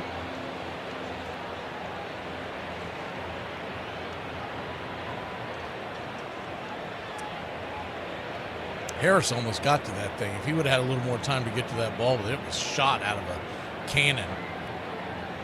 He got all the way to that back wall. They were showing the replay, and his glove was heading to the wall. He just missed the mark.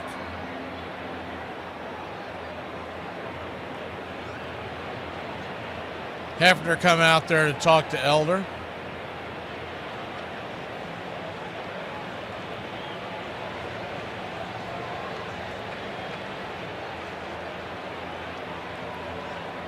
Dylan Lee is warming up in the pen.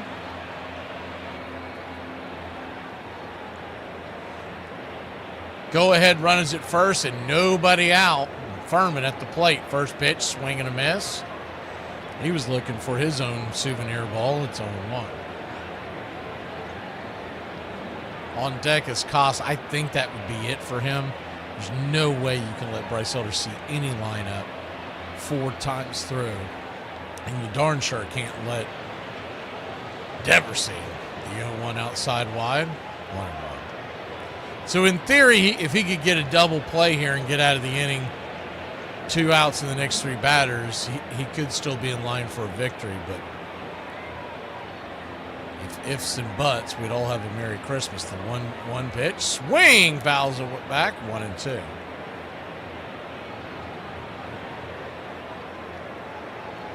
He's floated a couple of change-ups in there to start the at-bat and then fired back a fastball that's only reaching 91 today. 1-2 count. Elder bringing it. Swing, slaps it against the defense. Diving attempt by Riley, but it'll be another base hit given up by Bryce Elder. First and second, nobody out. One across with the home run. And Koss coming to the plate, the number 9 hitter.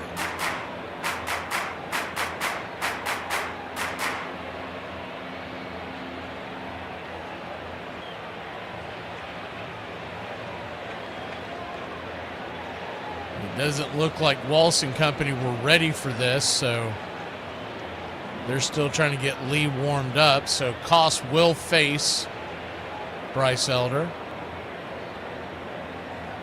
Christian Koss 0 for 2 with a line out and a ground out. First pitch, drops a bunt, and good bunt there. Elder almost slips, flips it to first. And there's one away, but now the go-ahead run 90 feet away. You can't walk Gilbert to set up the double play because you'd be walking the bases loaded with you-know-who coming to the plate.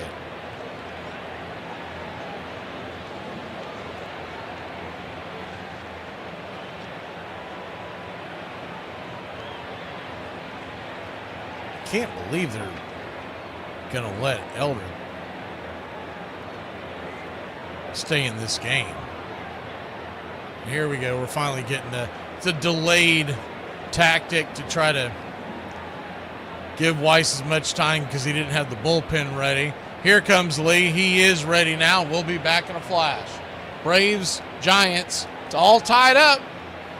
Braves looking to beat the Giants for the first time in 2026 in Atlanta.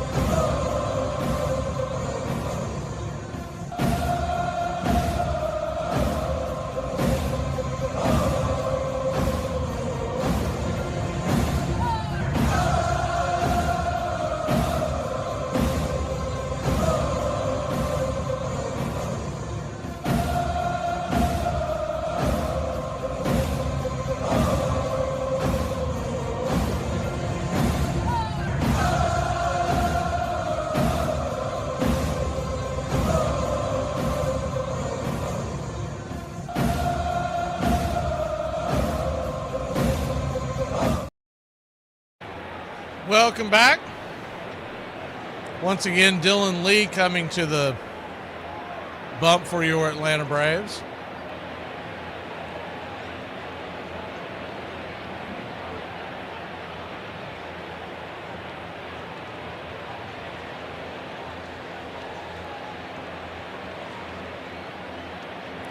Lefty-lefty matchup. First pitch swinging. Bang! That ball's hammered down the right field line. Just foul. It's 0-1. Another flat slider by Lee. I don't know what's going on with his delivery, but he has been struggling. Runners at second and third. Excuse me, that was actually the four-seamer. It was coming in so flat, I thought it was his slider again, the 0-1. Down and away. 1-1. If you're looking at game planning here, as Turner Hill is pinch hitting for Gilbert, you're trying to get a strikeout here and then walk Devers. The 1-1 swing, pops it back foul, 1-2. The infield is drawn all the way in. So a single is going to put you down by 2, not just the 1. The outfield's deep. I mean deep. The 1-2 down and in 2-2. So there's a huge gap between the infield drawing in and the outfield playing almost not too far back from the warning track. The 2-2 count. Swing, rips it, and she's a fair ball. Up against the wall, and that's going to be a 2 RBI double for the Giants. Lefty, and Turner Hill took Dylan Lee to town. That pitch was out of the zone, too. So 5-3 your score. I don't know why Pickle's saying 5-2. It's 5-3.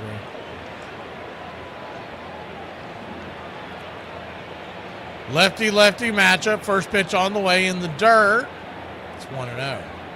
But stay tuned because Devers is at the plate.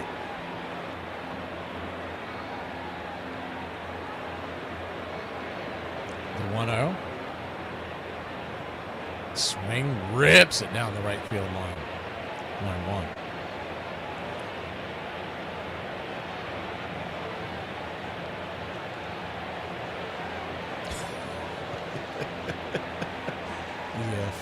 It's not looking good, brah. The 1-1 count.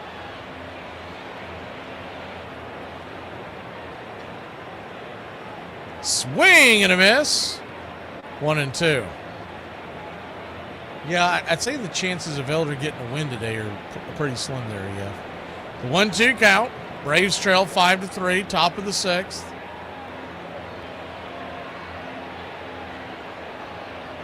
Down and away. 2-2.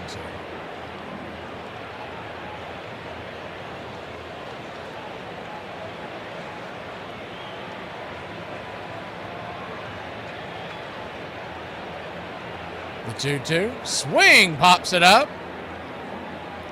High in the sky. Underneath it is Acuna for out number 2.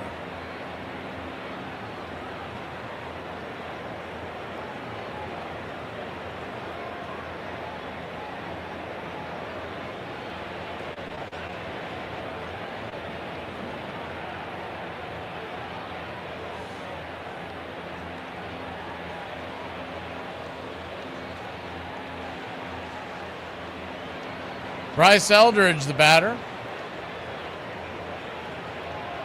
Lefty matchup. First pitch swinging over the top. It's 0-1.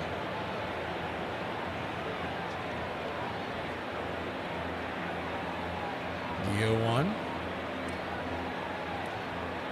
Turns and kicks. Down and away. Ball 1-1-1. 1-1 count. Braves have coughed up 5 runs. 1-1. Ball 2-1. All 5 runs will be charged to Bryce Elder. His ERA will shoot up to 4.11. The 2-1 count. Swing laced into left field, down for a base hit. Yaz comes up on throw, and they're going to challenge his arm, and they're going to beat it. Beat it by a mile, and it is 6-3. Bad throw by Yaz. It went up the line towards the first base side. So what little chance he had of getting Hill there.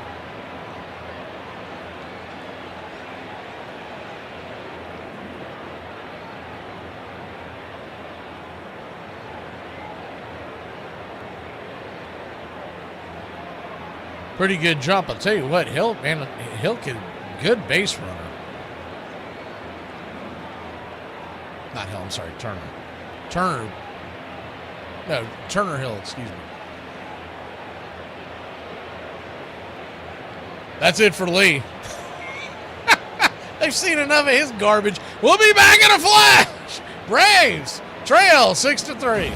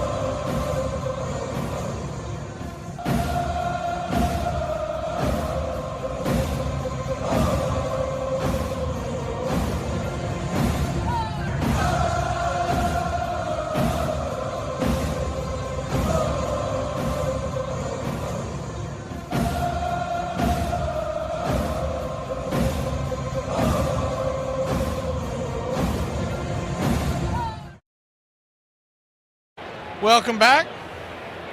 I wonder how long before you get a ghost IL on Dylan Liam. It's kind of late in the season to do it, but he has struggled his last few times out. Ray Kerr's going to come on, try to put out the fire.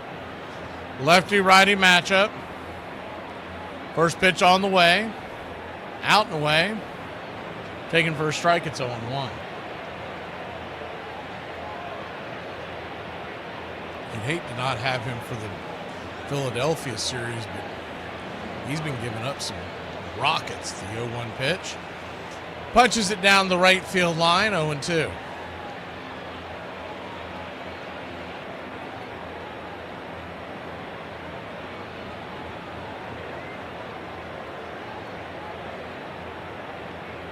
No 2 count. Jonah Cox trying to add to the 6-3 lead. Braves have coughed up 4 runs in this inning. The 0-2 pitch.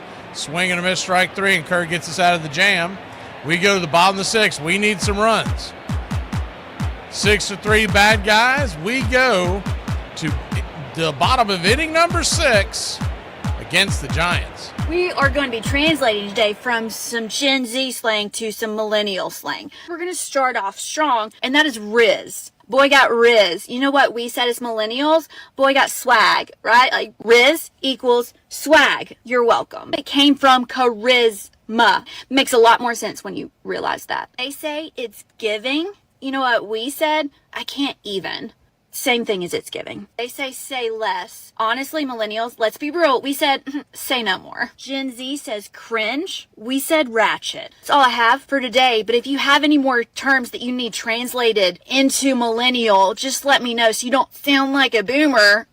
Art. I'll bet you doodlings could be considered art by some people. That's because my drawings are art. You're not an artist, dude. You're drawing with chalk. No, I'm drawing with marker and like pen and stuff. I'm just eating the chalk. Don't eat chalk. Well, it settles my stomach. My stomach's a little... If your stomach hurts, eat a Tums. What's the difference? What is chalk? Well, I'm not wasting Tums. Tums is very good to draw with. This maniac is an artist? This has been a series that fans are going to be talking about for the ages. That was just one that hurt because, you know, I feel like we had a good team. We'd fought for so much, and it's just like the crash. An incredible series comes to a breathtaking end.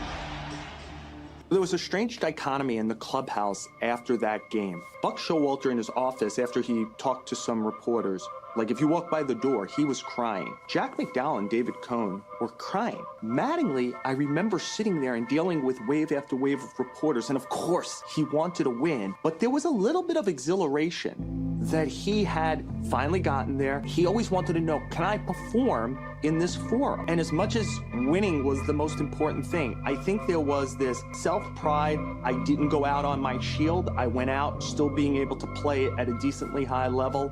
It felt like that in retrospect a little bit.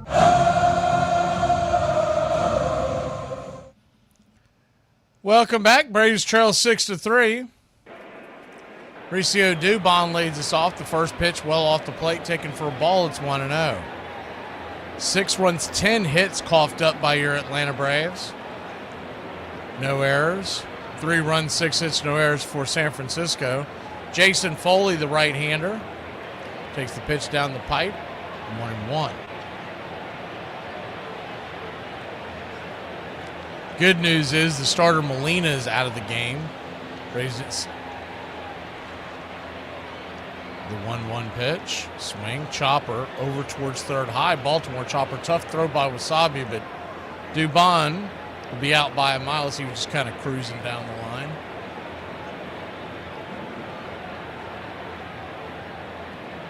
One down.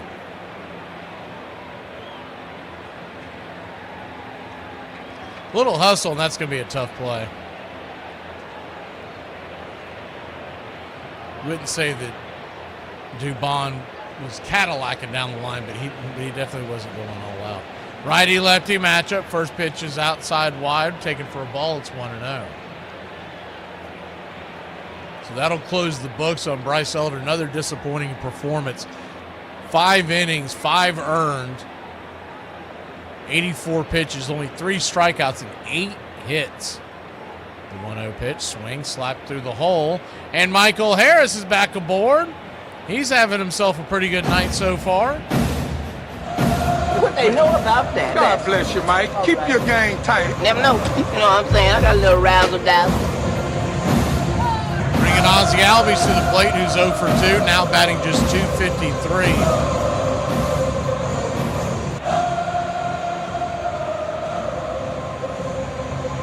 Home runs. Seems like he's been sitting on that 20 home runs all summer. It's been a while for Ozzie. First pitch on the way, outside wide, called for a strike. Don't know why Ozzie's not challenging that. It was well off the plate. It's 0-1. Braves have yet to lose a challenge. They've not challenged anything offensively. The 0-1, outside wide, 1. That, I mean, it really changes the at-bat here because you're talking about the difference between a 2-0 and a 1-1. Pitcher does not have to throw you one in the zone. He can get you to chase a little bit. The 1-1 count. Fouls it back. Chase one up out of the zone, 1-2. Standing on deck is Sean Murphy. Braves will get out of town here and head to Washington for a quick 2-game set off Thursday, and then we go to Philadelphia for 4. Flips it over to first, keep the runner close by. The ball gets away. Does that go in the dugout? It does. So Michael Harris will go into scoring position.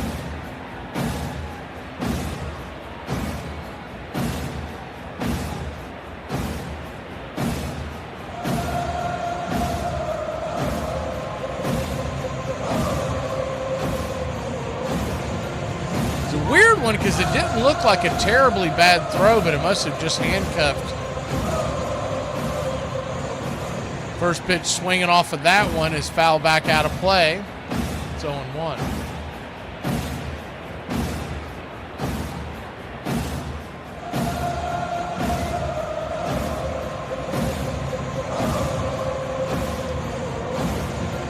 The 1-2 count. Swing, chopped on the ground over to second. That'll be an easy 4-3. Ozzie out by a mile.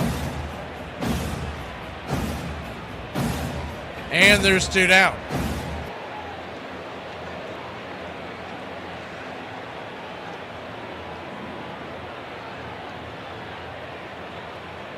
2 down, and Sean Murphy coming to the plate.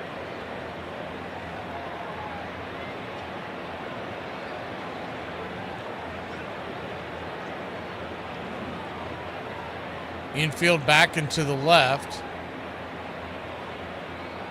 Foley brings it. First pitch. They're going to challenge this one. That does look like a strike. See what the ABS says. It is a strike.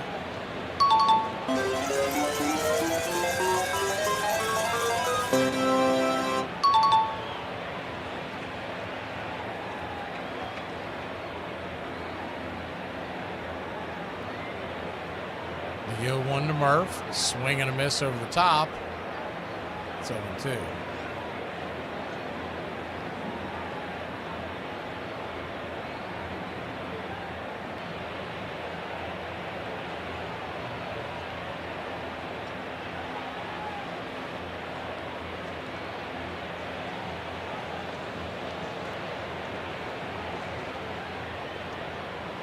The 0-2 to Sean Murphy. Infield back into the left. Michael at third. A wild pitch would score. The 0-2 high and out of the zone. 1-2.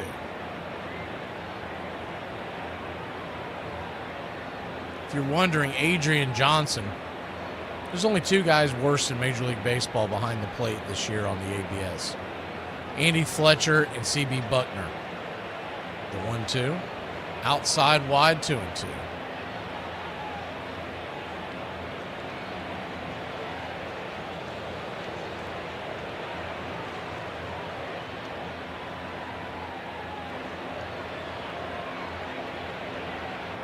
The 2-2 count. Swing and a miss, strike 3. Right over the top of that one. Pulled the string and sat him down. We go to the 7th, trailing by 3 here in Braves country. Hey, quick question. And I feel stupid for asking, but when you're stirring up some do you go clockwise or counterclockwise? Today we are discussing the career of George Brett. He is most known for the Pine Tar game that occurred on July 24th, 1983. He twice collected 4 hits in a postseason game. Even more impressive, he batted .370 in the World Series against the St. Louis Cardinals. This included his Game 7 4-for-5 performance. Overall, in the postseason, he batted .337 with a 1.023 OPS in 43 games. In 1980, he nearly became the first player to hit 400 since Ted Williams in 1941. On September 19th, with 13 games left, he went 2 for 4, raising his average to exactly 400. He won the American League MVP award in 1980. He finished with a 300 or better average in 11 of his 21 seasons. Over his 21-year career, he batted .305 with 317 home runs and 1,596 RBI. He had 3,154 hits and had a career WAR of 88.6. He was a 13-time All-Star, won 1 Gold Glove, and won 6 Silver Sluggers. He was elected to the Baseball Hall of Fame in 1999 with 98.2% of the vote. It certainly was a kind of have and have not thing. The baseball players were very expendable. If you got hurt, you were gone. There was no pension or anything else like that. And they saw people making money hand over fist. The owners, in Comiskey's case, he owned the ballpark. He bottled his own soda in the basement. He was making a nickel on everything that went, that moved in that ballpark. And there they were, they were nicknamed the Black Sox even before they threw the World Series because one year he started charging them for laundering their uniforms. And they went on strike by saying, okay, then we won't launder them. And they got dirtier and dirtier and dirtier until the sports writers called them the Black Sox. And then, in fact, Comiskey said, okay, I'll launder your uniforms. And then he took it out of their World Series bonus.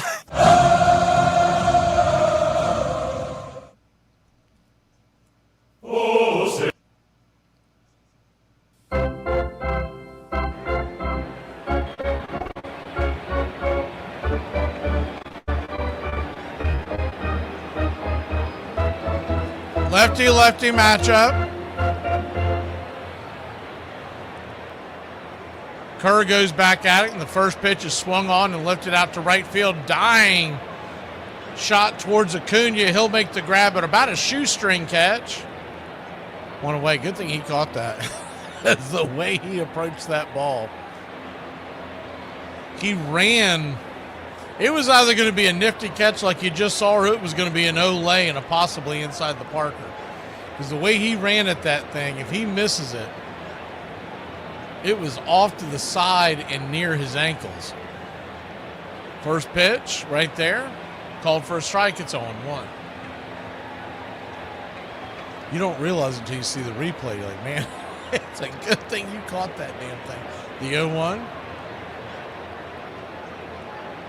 Swing ripped over to Riley. Line drive. Atom ball. L5. 2 down.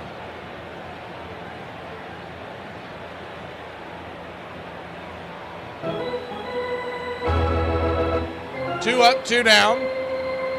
About time for the 7th inning stretch, which normally in a Braves game in Atlanta, we'd probably be somewhere around in the 2nd inning, maybe early 3rd. But instead, we're top of the 7th. This game started at 6:05 Eastern. Welcome to all those you might have been getting home late. Braves trail 6-3. As the pitch inside to Kisner, 1-0. Braves led this game 2-1, 3-2, and then the wheels fell off in the top of the 6th. The 1-0 pitch, swing, pops it up. High in the sky, can of corn, and Olsen calls everybody off, and that'll end the inning. We'll go to the bottom of the 7th inning. Time to get up and stretch and get some luck here in Braves country.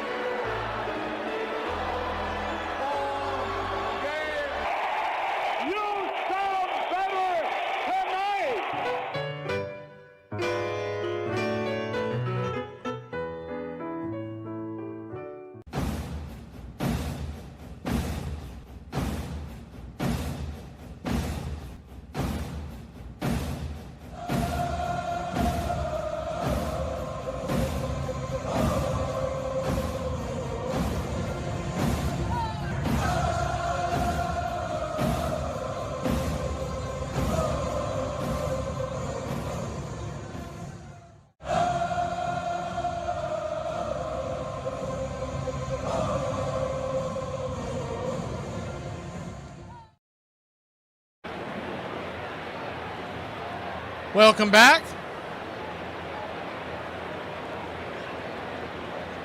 Makeup from June 18th. As Austin Riley will lead us off. It'll be Riley, Yastrzemski, and back to the top of the order with Drake Baldwin. Braves trail by 3, bottom of the 7th. Still with plenty of time to get back in this baby. Righty-righty matchup. First pitch on the way. Outside, wide, taken for a ball. It's 1-0.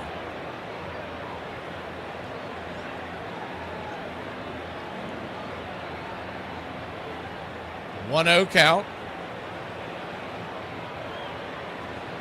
Turns and kicks, swing. Chopper down the third baseline, 1-1.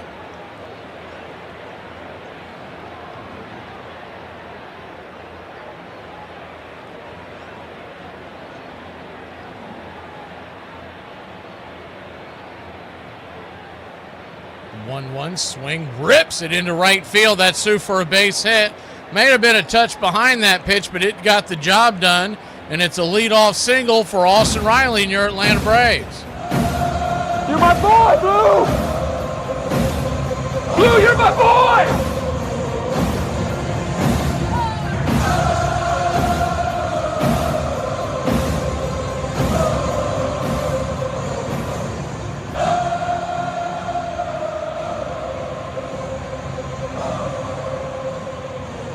Mike Yastrzemski, the batter, righty-lefty, first pitch swinging, punches it. A little bit behind that one, down the left field line, it's 0-1.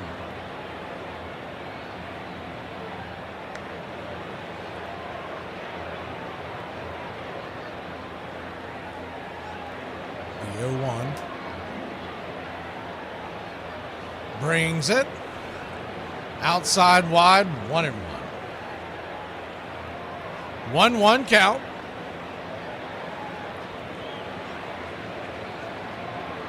He has 0 for 1 lifetime against Foley.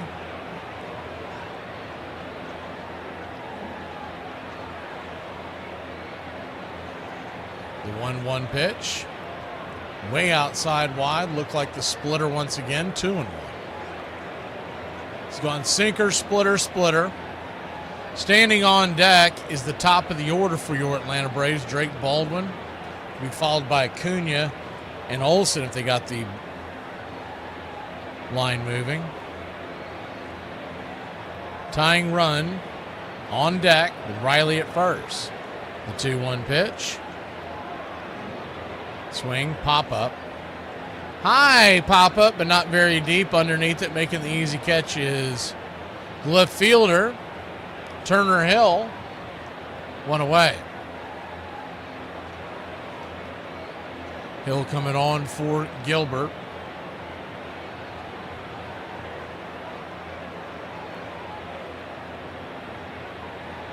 And Drake Baldwin will come to the plate, and that's going to be it for the right-hander as Tony V's coming out of the dugout to grab his southpaw. We'll be back in a flash. Introduce him when we return here in Braves Country.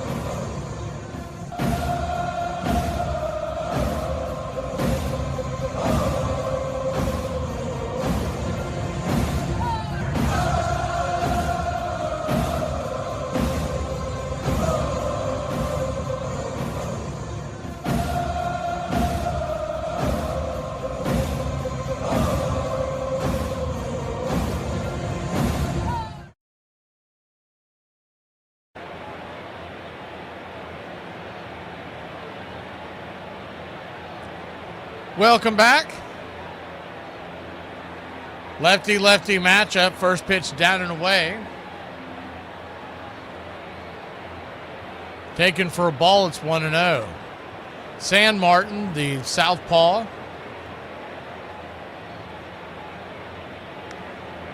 The 1-0 pitch.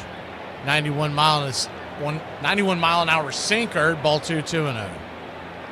Drake Baldwin's first time seeing this southpaw.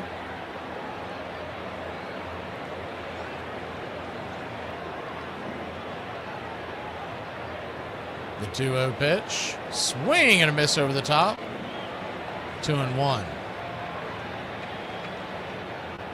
He's thrown 14 innings so far this year. It has a 4.91 ERA and a 1.36 whip. 30-year-old San Martin, the 2-1 pitch. Kind of a half-hearted check swing and on his hands, 2-2. Originally with the Reds until this year, with the Reds from 2021 to 2025 came to San Francisco this year. The 2-2. Chased a bad one. Swing and a miss. Strike 3.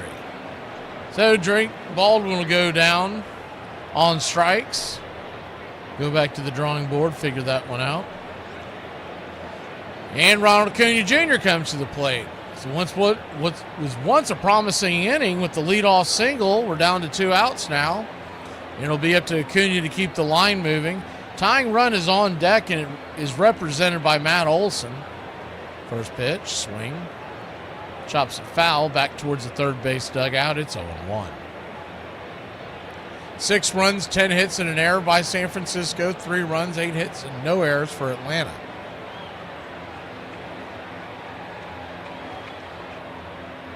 The 0-1 count. Acuna batting .241 on the year.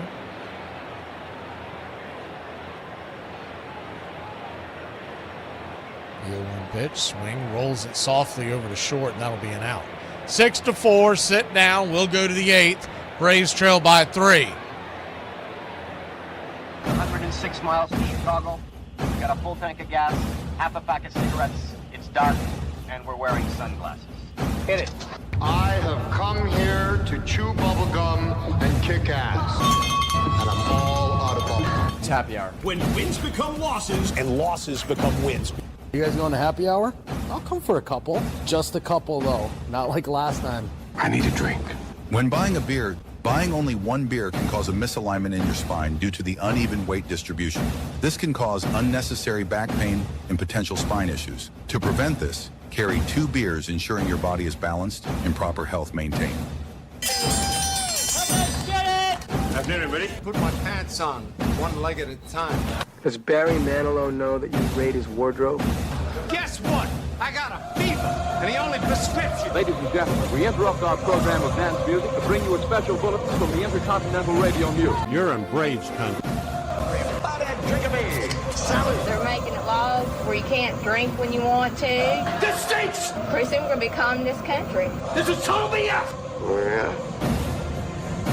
I'm being the Lord. You gotta understand it. We're on a mission from God. I'm on the radio every day.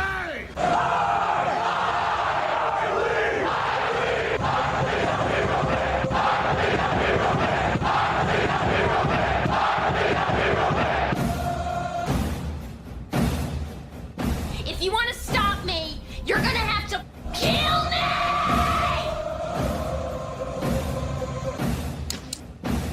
And you, music lover, you're next. You're so drunk you can't hit nothing. In fact, you're probably seeing double. I have 2 guns, one for each of you.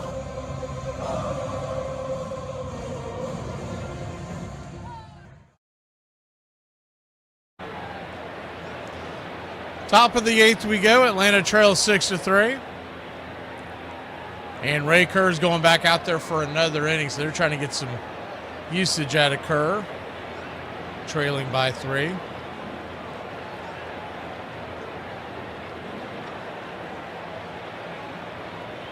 He's only thrown 8 pitches, but he has gotten 4 outs. First one on the way is a floater off the outer edge. They call that a strike? He did. And Shea Whitcomb is standing in, pinch hitting for Furman. It's 0-1. The 0-1. Down and in, 1-1. We are literally getting beat by the AA team of the San Francisco Giants. Y'all know I know baseball like nobody. Half these names I've had to look up all game long. Shea Whitcomb, batting 100 on the year in 24 appearances. The 1-1. Swing, pops it up. High in the sky. Underneath it is Michael Harris II, 1 away. They probably have the advantage because we don't have any video on any of these guys.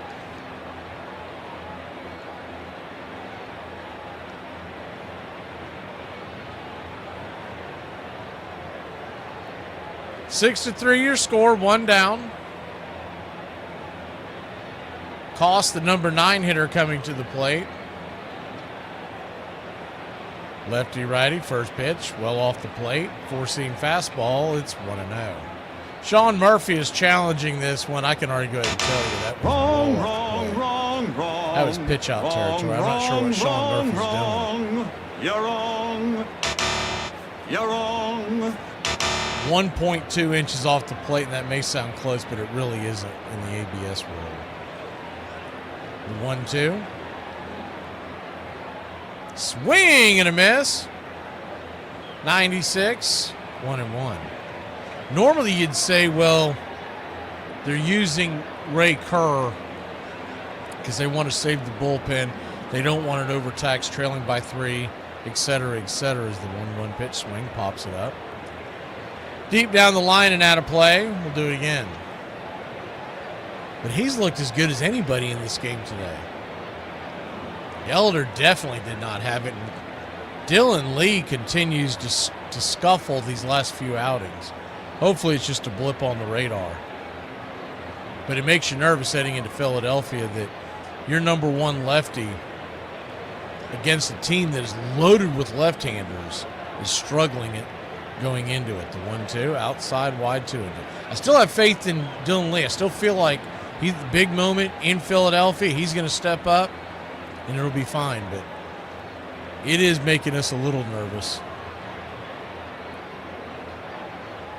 The 2-2 count.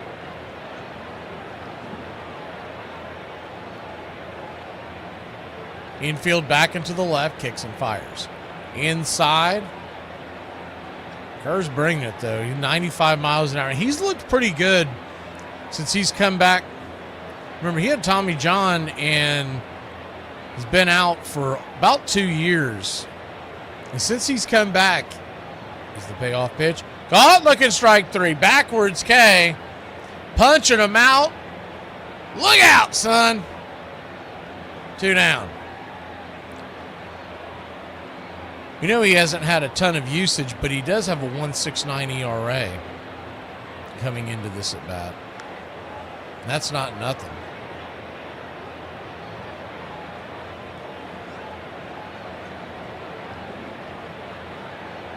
Turner Hill, lefty-lefty matchup, dropping a bunt down, and Olson's got it. He'll tap him on the shoulder, and that'll end the inning. We'll go to the bottom of the 8th. Matt Olson will lead us off. Heart of the order, due up here in Braves country.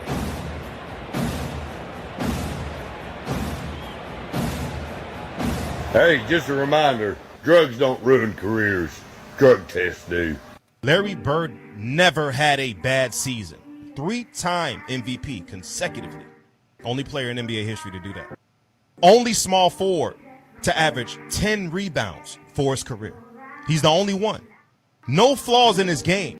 His peak was incredible. 24, 10, and 6 are his career averages on damn near 50, 40, 90 shooting splits. So not only was Larry a great scorer, but he was also a great facilitator, great passer, solid defender, and he was a hell of a rebounder. No flaws in his game. There is a somebody out there for everybody. And the person for you is a psychiatrist. She was probably, I'm sorry, can you stop breathing so loud, honey? He's like, breathe quietly.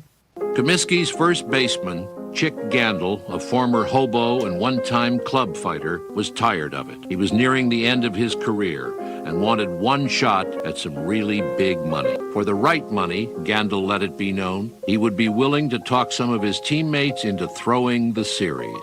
There was nothing new in working closely with gamblers to throw games. Many players supplemented their incomes that way. The brilliant infielder Hal Chase had made something of a career of it. But throwing the World Series was something else again. Still, Gandil was determined. And now, the right money was found. An ex-boxer, Abe Attell, and Sleepy Bill Burns, a one-time White Sox pitcher, served as go-between. But behind it all was New York's most notorious gambler, Arnold Rothstein, who was said to be willing to bet on anything except the weather, because there was no way he could fix that.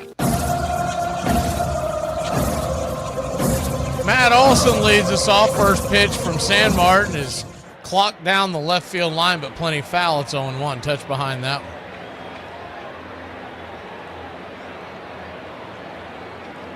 The 0-1 turns and kicks. Right there. Down the track, 0-2.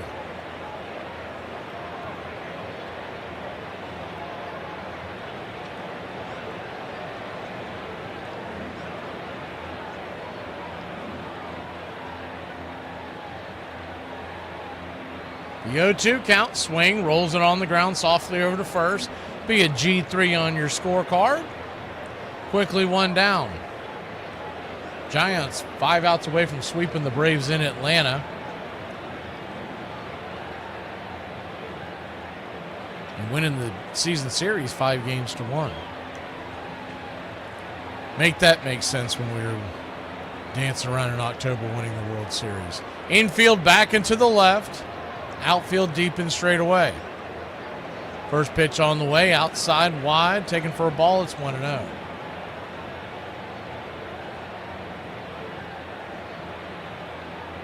The 1-0 swing. Bounced over to third. Dubon will be out as he walks down the first base line. He's starting to get a little bit of Acuna-itis. 2 down.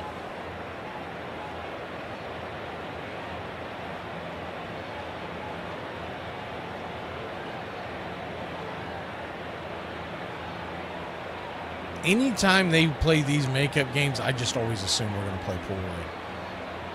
For whatever reason, the Braves, whatever goes on in that clubhouse, they do not get their guys motivated for games like this. First pitch is right there at the knees. It's 0-1. That's not this year. I'm not jumping on Weiss. That's been like that for as long as I can remember. Is the 0-1 swing and a miss. It's 0-2. 0-2 count. San Martin. 30-year-old, tossed aside by the Reds, looking like Sandy Koufax. And we're going to get an automatic ball, I believe. They said San Martin did not acknowledge the batter. Still the stupidest, by far the stupidest rule in all of sports. That might have just been a warning, so we'll go with 0-2. Swing, chops and foul. I don't see them actually giving him a ball on any of the screens, so we'll just say that was a warning. The 0-2 count. Heart of the order, and San Martin's going through it like a buzzsaw. Brings it. Swing and a miss, strike 3. Pitch well in the dirt. If you're wondering if San Martin is any good, he is not. We will be back. In a flash, bottom of the 9th we go, trailing by 3. We're a team. One person struggles, we all struggle. One player triumphs, we all triumph. Well, since when are you the quitting kind? I don't know, I just don't see the point anymore. Want to talk about our opponent? In this lifetime, you don't have to prove nothing to nobody except yourself. They're bigger, faster, stronger, and on paper, they're just better, and they know it too. But I want to tell you something that they don't know. They don't know your heart. I do. I've seen it. You have shown it to me. You have shown yourselves just exactly who you are. When you take that field, you gotta lay that heart on the line. From the soles of your feet, with every ounce of blood you've got, lay it on the line. And if you do that, you cannot lose. We cannot be defeated.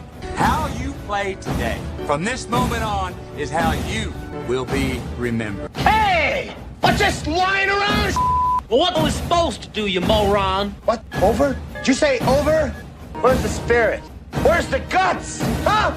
Oh, we're afraid to go with you. We might get in trouble. Well, just kick my from now on! Not me! I'm not gonna take this! This is your opportunity to rise from these ashes and grab glory. Nothing is over until we decide it is! Was it over when the Germans bombed Pearl Harbor? Hell no! And it ain't over now! Because when the going gets tough, the tough get going! Who's with me? Could fight him with conventional weapons. That could take years. I think we have to go all out. Want to talk about our opponent? He's a dead man! This situation absolutely requires our opponent.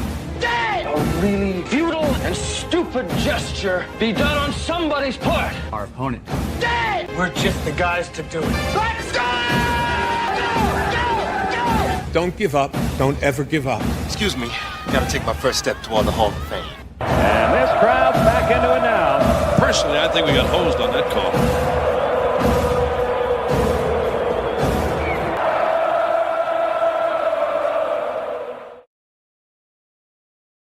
Welcome back. They're going to have Kerr go out there for another inning of work, and the first pitch is right down the pipe for a strike.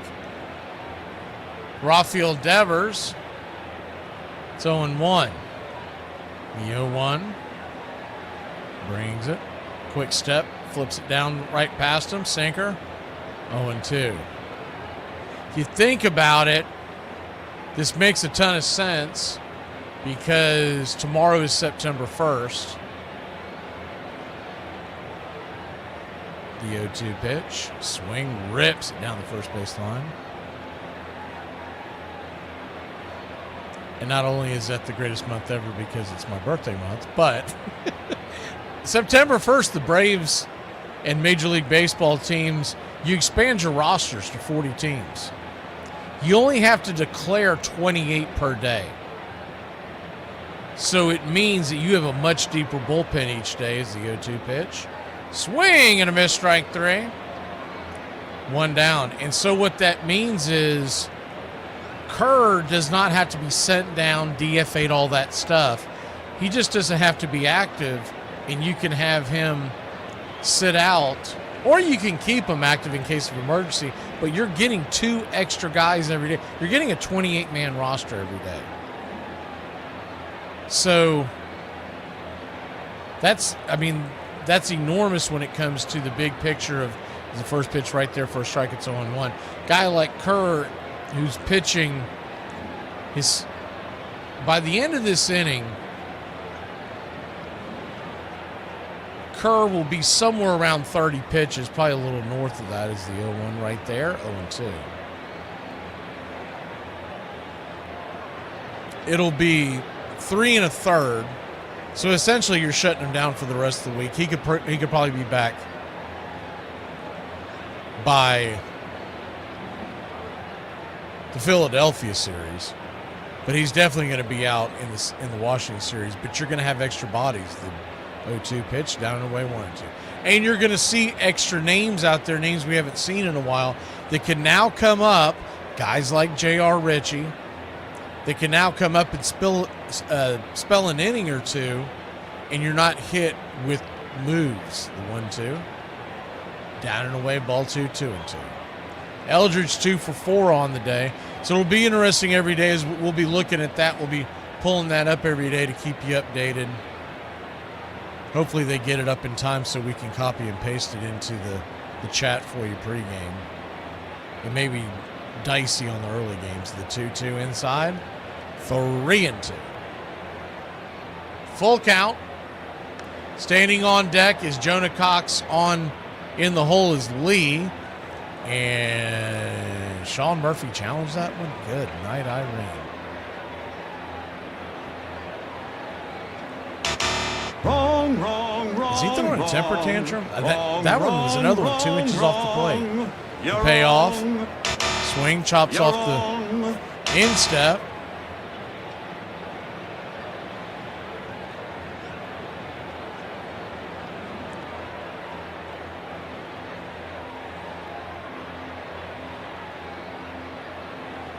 Eldridge got him right, hit him right on that orange shin guard that he has twisted towards the instep. The payoff pitch, swing, hard chopper over to third. Riley's got it. Skips, flips, 2 down. So the point is tomorrow Kerr may not be active, but you're not going to lose him. You're not going to have to do the typical thing when you send a guy down, if you DFA him, all those things, they do not matter in the month of September. So I expect we're going to see some J.R. Ritchie we'll probably see some Owen Murphy if they get in mop-up areas. First pitch, high and outside the zone, it's 1-0.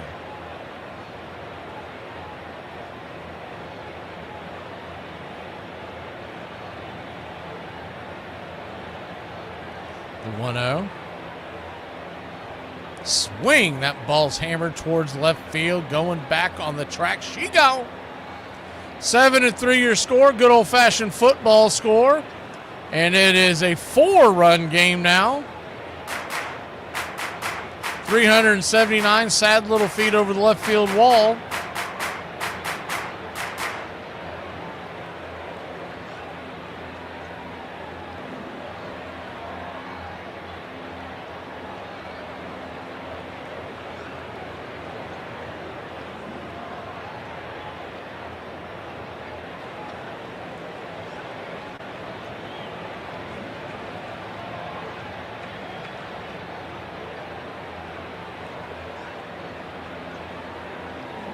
First pitch on the way is swung on and rolled down the line. Looked like it got a piece of the batter's foot. Did it? Yeah, it did. It's 0-1.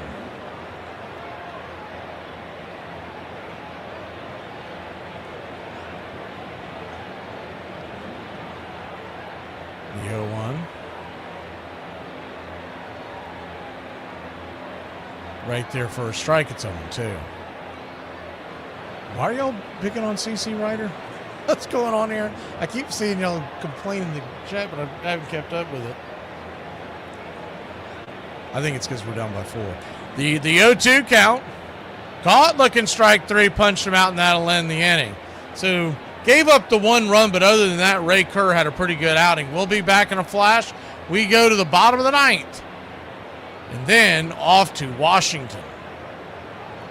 A quick question. Where are we meeting the men that actually want to date and be in a relationship? Because it's not the dating apps. It's not. It's not the coffee shops. I've been trying that. I've been trying that for a while now. Definitely not the bars. Not at my age, because they're all like 21, 22. So they definitely don't want to be in a relationship. And I definitely do not want to be a cougar. I, again, tend to go about 8 to 10 years older than me. I found out even those don't want to date for a relationship. Even they are still figuring things out. Yeah, they are. So where are we meeting the ones that want to date and be in a relationship? That want to date to eventually get into a relationship? That are dating to see if we're compatible for a relationship, not other things. No. I need to know because I have yet to find them. And I've been looking, so maybe I should stop looking. I don't know. But if you know, please let me know. Help your girl out. I just came out of the Yankee clubhouse.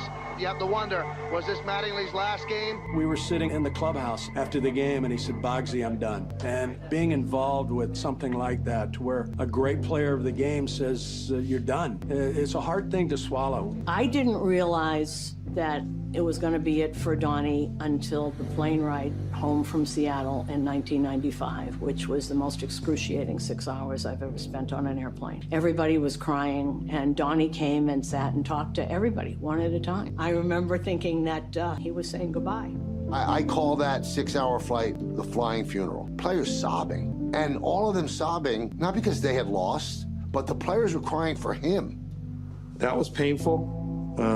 You know, for me, it's kind of twofold. I know that's in my heart. I don't retire completely, but pretty much know that's the end of the road. That was it for me. Brick wall waterfall. He thinks he got it all. Boom with that attitude. Peace punch, Captain Crunch. I got something you can't touch. Reese's Pieces 7-Up. Mess with me, I'll mess you up. Welcome back. Braves trail by 4. Dylan Smith, right-hander. I wonder if he's any good. He is not, but that hasn't stopped any of the Giants from shutting us down tonight. Righty-lefty matchup. Ozzie Albies will lead us off. First pitch, taken all the way by Ozzie Albies. It's 0-1. I swear, if Ozzie would give the same kind of at-bat he does in the late innings the entire game, you punch his ticket to the Hall of Fame. The 0-1 pitch, swing, rips it into right field, down for a base hit. And it's a leadoff single by Ozzie Albies in your Atlanta Braves. What made me think of that is that first pitch that he took on the outer edge, he's popping that up to left field in the first inning, second. He's probably doing it the second time to the order. If he gets the third and fourth time to the order, he's usually much more, I don't know if the right word is not as overzealous, but he's just got a much more professional at bat. First pitch, swing and a miss to Sean Murphy. Down and away, it's 0-1. Now you can give Sean Murphy 50 at-bats a game. He's not going to the Hall of Fame. The 0-1 pitch. Out and away, 1-1. But if he can stay hot, he's been pretty hot these last few games. If he can stay hot through the Philadelphia series, we'll take it. 1-1 count. In the dirt, 2-1. We're going to get all the Phillies' big pitchers in that series. They've set their pitching rotation where we're going to see Wheeler, Chris Sanchez, not necessarily in this order. As the 2-1 pitch misses high, 3-1. Aaron Nola, who's pitching tonight against Arizona, but he'll be back in time after that. And then Luzardo as well. The 3-1 pitch misses high, ball 4. So Sean Murphy will head on down to first. Murphy's me. I must call an emergency meeting. And the tying run moves to the on-deck circle. Austin Riley comes to the plate.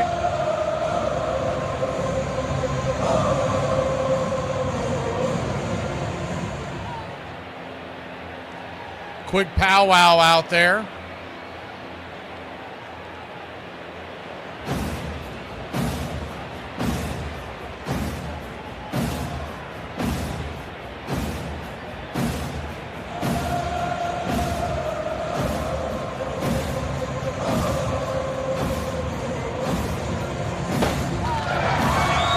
Thank you, Raymond. Maybe that'll bring us some good luck. Appreciate you supporting the channel. Austin Riley 2 for 3 with 2 singles. First pitch, right there at the knees. Oh my God, I don't care. The 0-1. Started him off with that 4-seam fastball. Kicks it, fires, swing, chopper over to third. That's going to be is that going to be a triple play? No, just a double play. Sean Murphy running to second. They had plenty of time. So it's going to be a 5-4 double play. Thought he was going to step on third and fire it to first, but Sean Murphy, man, he just can't run anymore. And he's hustling, but for him, hustling is just way below what you consider an athlete's speed. So quickly 2 away, and that'll wipe out 2 of the base runners, and now the Braves down to their last out. Yaz takes the first pitch outside wide. It's 1-0. The 1-0. Swing and a miss. 1-1.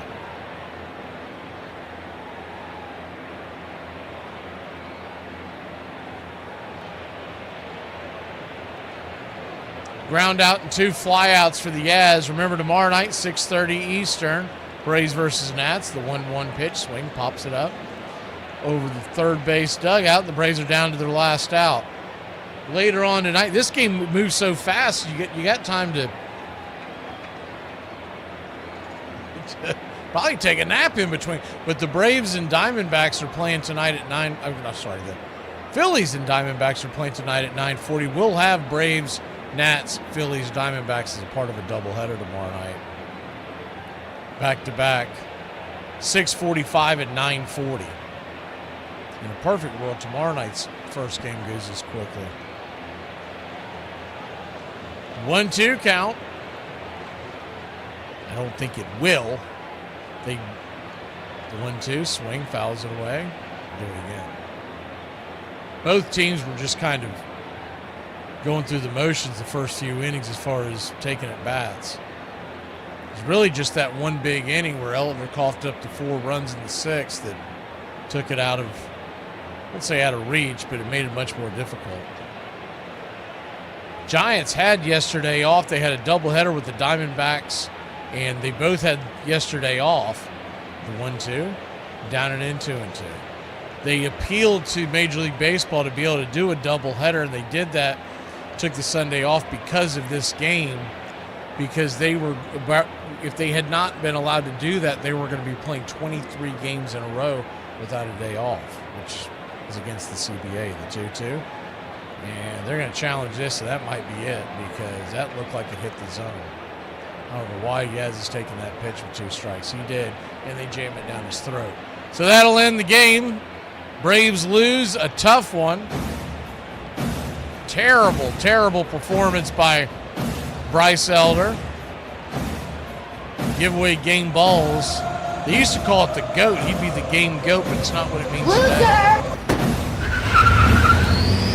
Here's some things we can focus on. 1, we tried hard. And 2, we're still dear friends. This sucks. It's horse. But I'm too polite to say anything, because I'm a class act. Don't worry about it. Next time I'll kick your There isn't anything to do. We're done. We're licked. What do they do to us? Right now, we're caught as we're wanted. If it's amusement you're after, I guess the game's up. Man, it's all over with. Oh, what a loser! So goodbye, everybody, and remember, please, for the next day or so, the terrible lesson you learned tonight. Oh, no! We suck again! Oh, take it easy, honey. These things happen, you know. Now, what kind of an attitude is that? These things happen. They only happen because the whole country is just full of people who, when these things happen, they just say these things happen, and that's why they happen. Are they yelling in Atlanta? Are they yelling in Atlanta? But first, you've got to get mad. You've got to say, I'm as mad as hell, and I'm not going to take this anymore. Son of a we struck the mother load. Stick your head out of the window, open it, and stick your head out and keep yelling and yell, I'm as mad as hell. I'm not going to take this anymore. I'm mad as hell. I'm not going to take this anymore. I'm mad as hell! I'm not gonna take it anymore! I'm mad as hell! I'm not gonna take it anymore! I'm mad as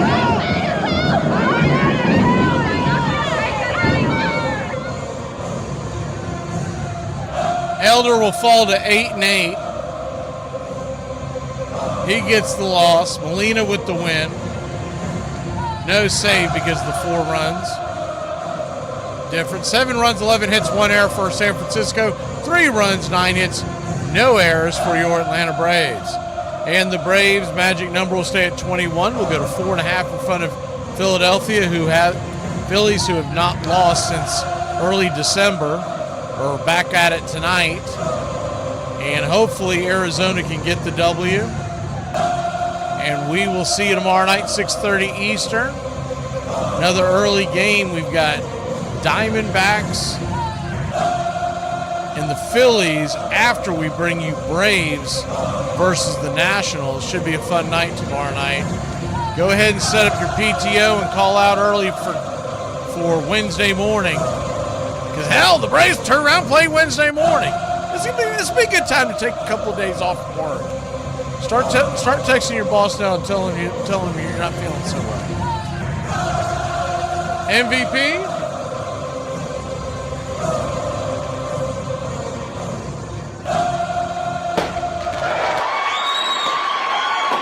Thank you, Mr. Raymond.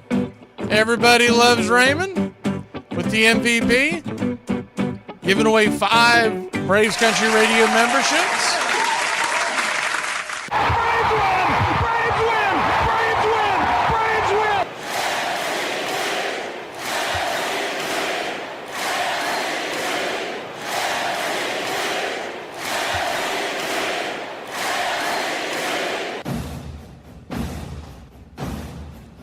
Nick says he's his own boss. You must not be married, Nick. All right, we'll see you tomorrow night. If you know, you know.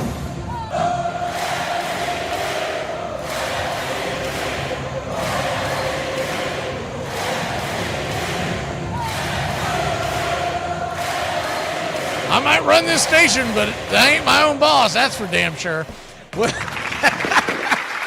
We'll see you tomorrow. Braves lose a tough one, but you can't win them all. And you can't win any of them against the San Francisco Giants, evidently. We'll beat the Nats. Come on now. Now, come on. This is going to be a warm-up to get us ready to beat those Phillies backwards.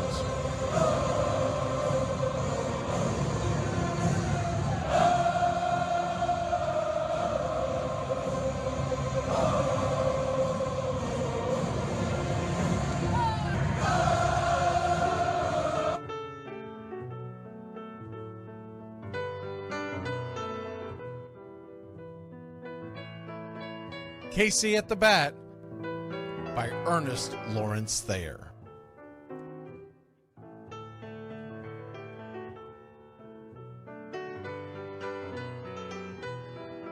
The outlook wasn't brilliant for the Mudville Nine that day.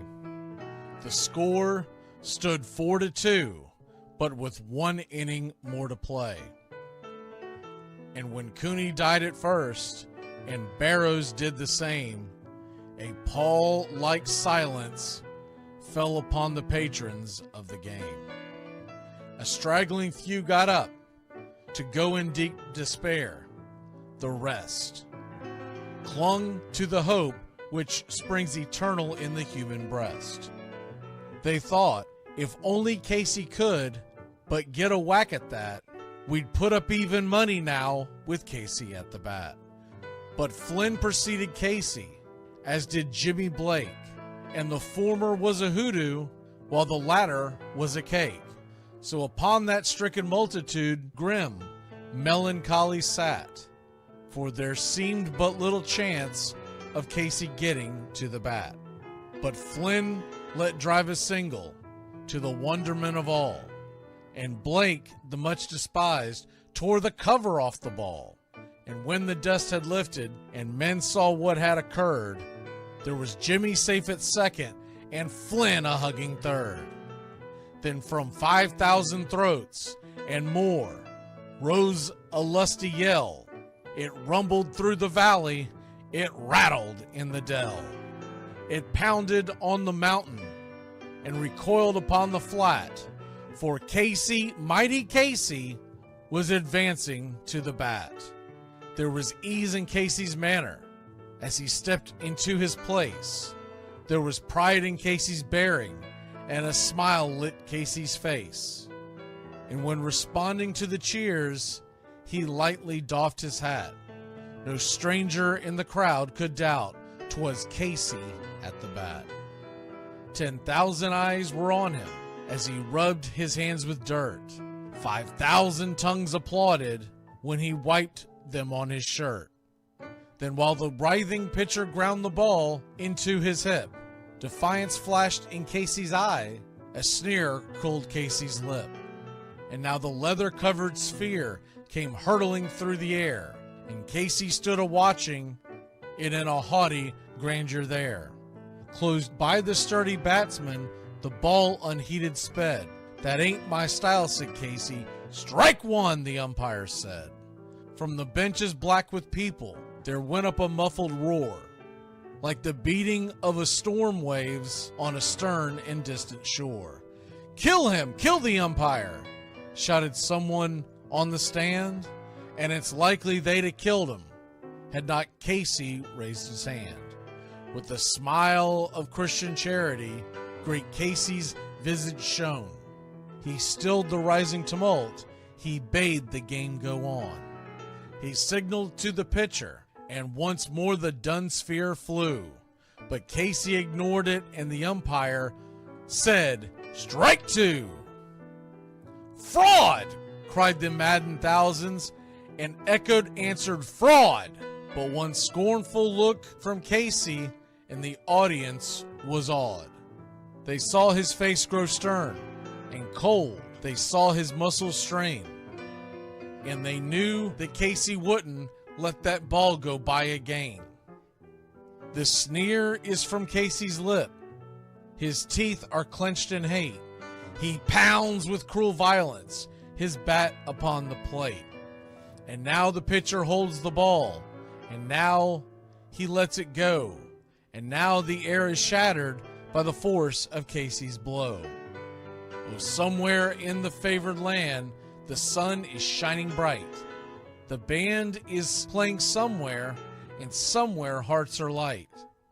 And somewhere men are laughing, and somewhere children shout. But there is no joy in Mudville. Mighty Casey has struck out.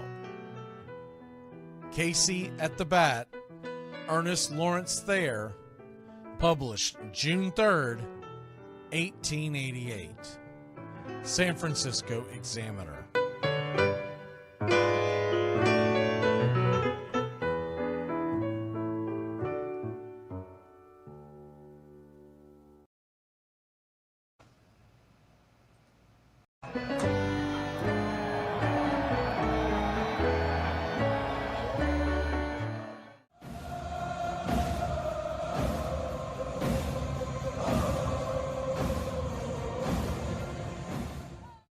Goodbye, sweetheart. Well, it's time to go. We're back tomorrow with another show. Well, unless we're fired, we'll talk to you then. Goodbye, sweetheart. Goodbye. Goodbye. Guys and gals, it's time to go. We'll see you on the next show. Same bat time, same bat channel. It's closing time, y'all. You don't have to go home, but you can't stay here. Have a great one. On your way out, please like and subscribe. And don't forget to tip your favorite bartender. We'll see you. I'm Mac McGee, signing off for Braves Country Radio.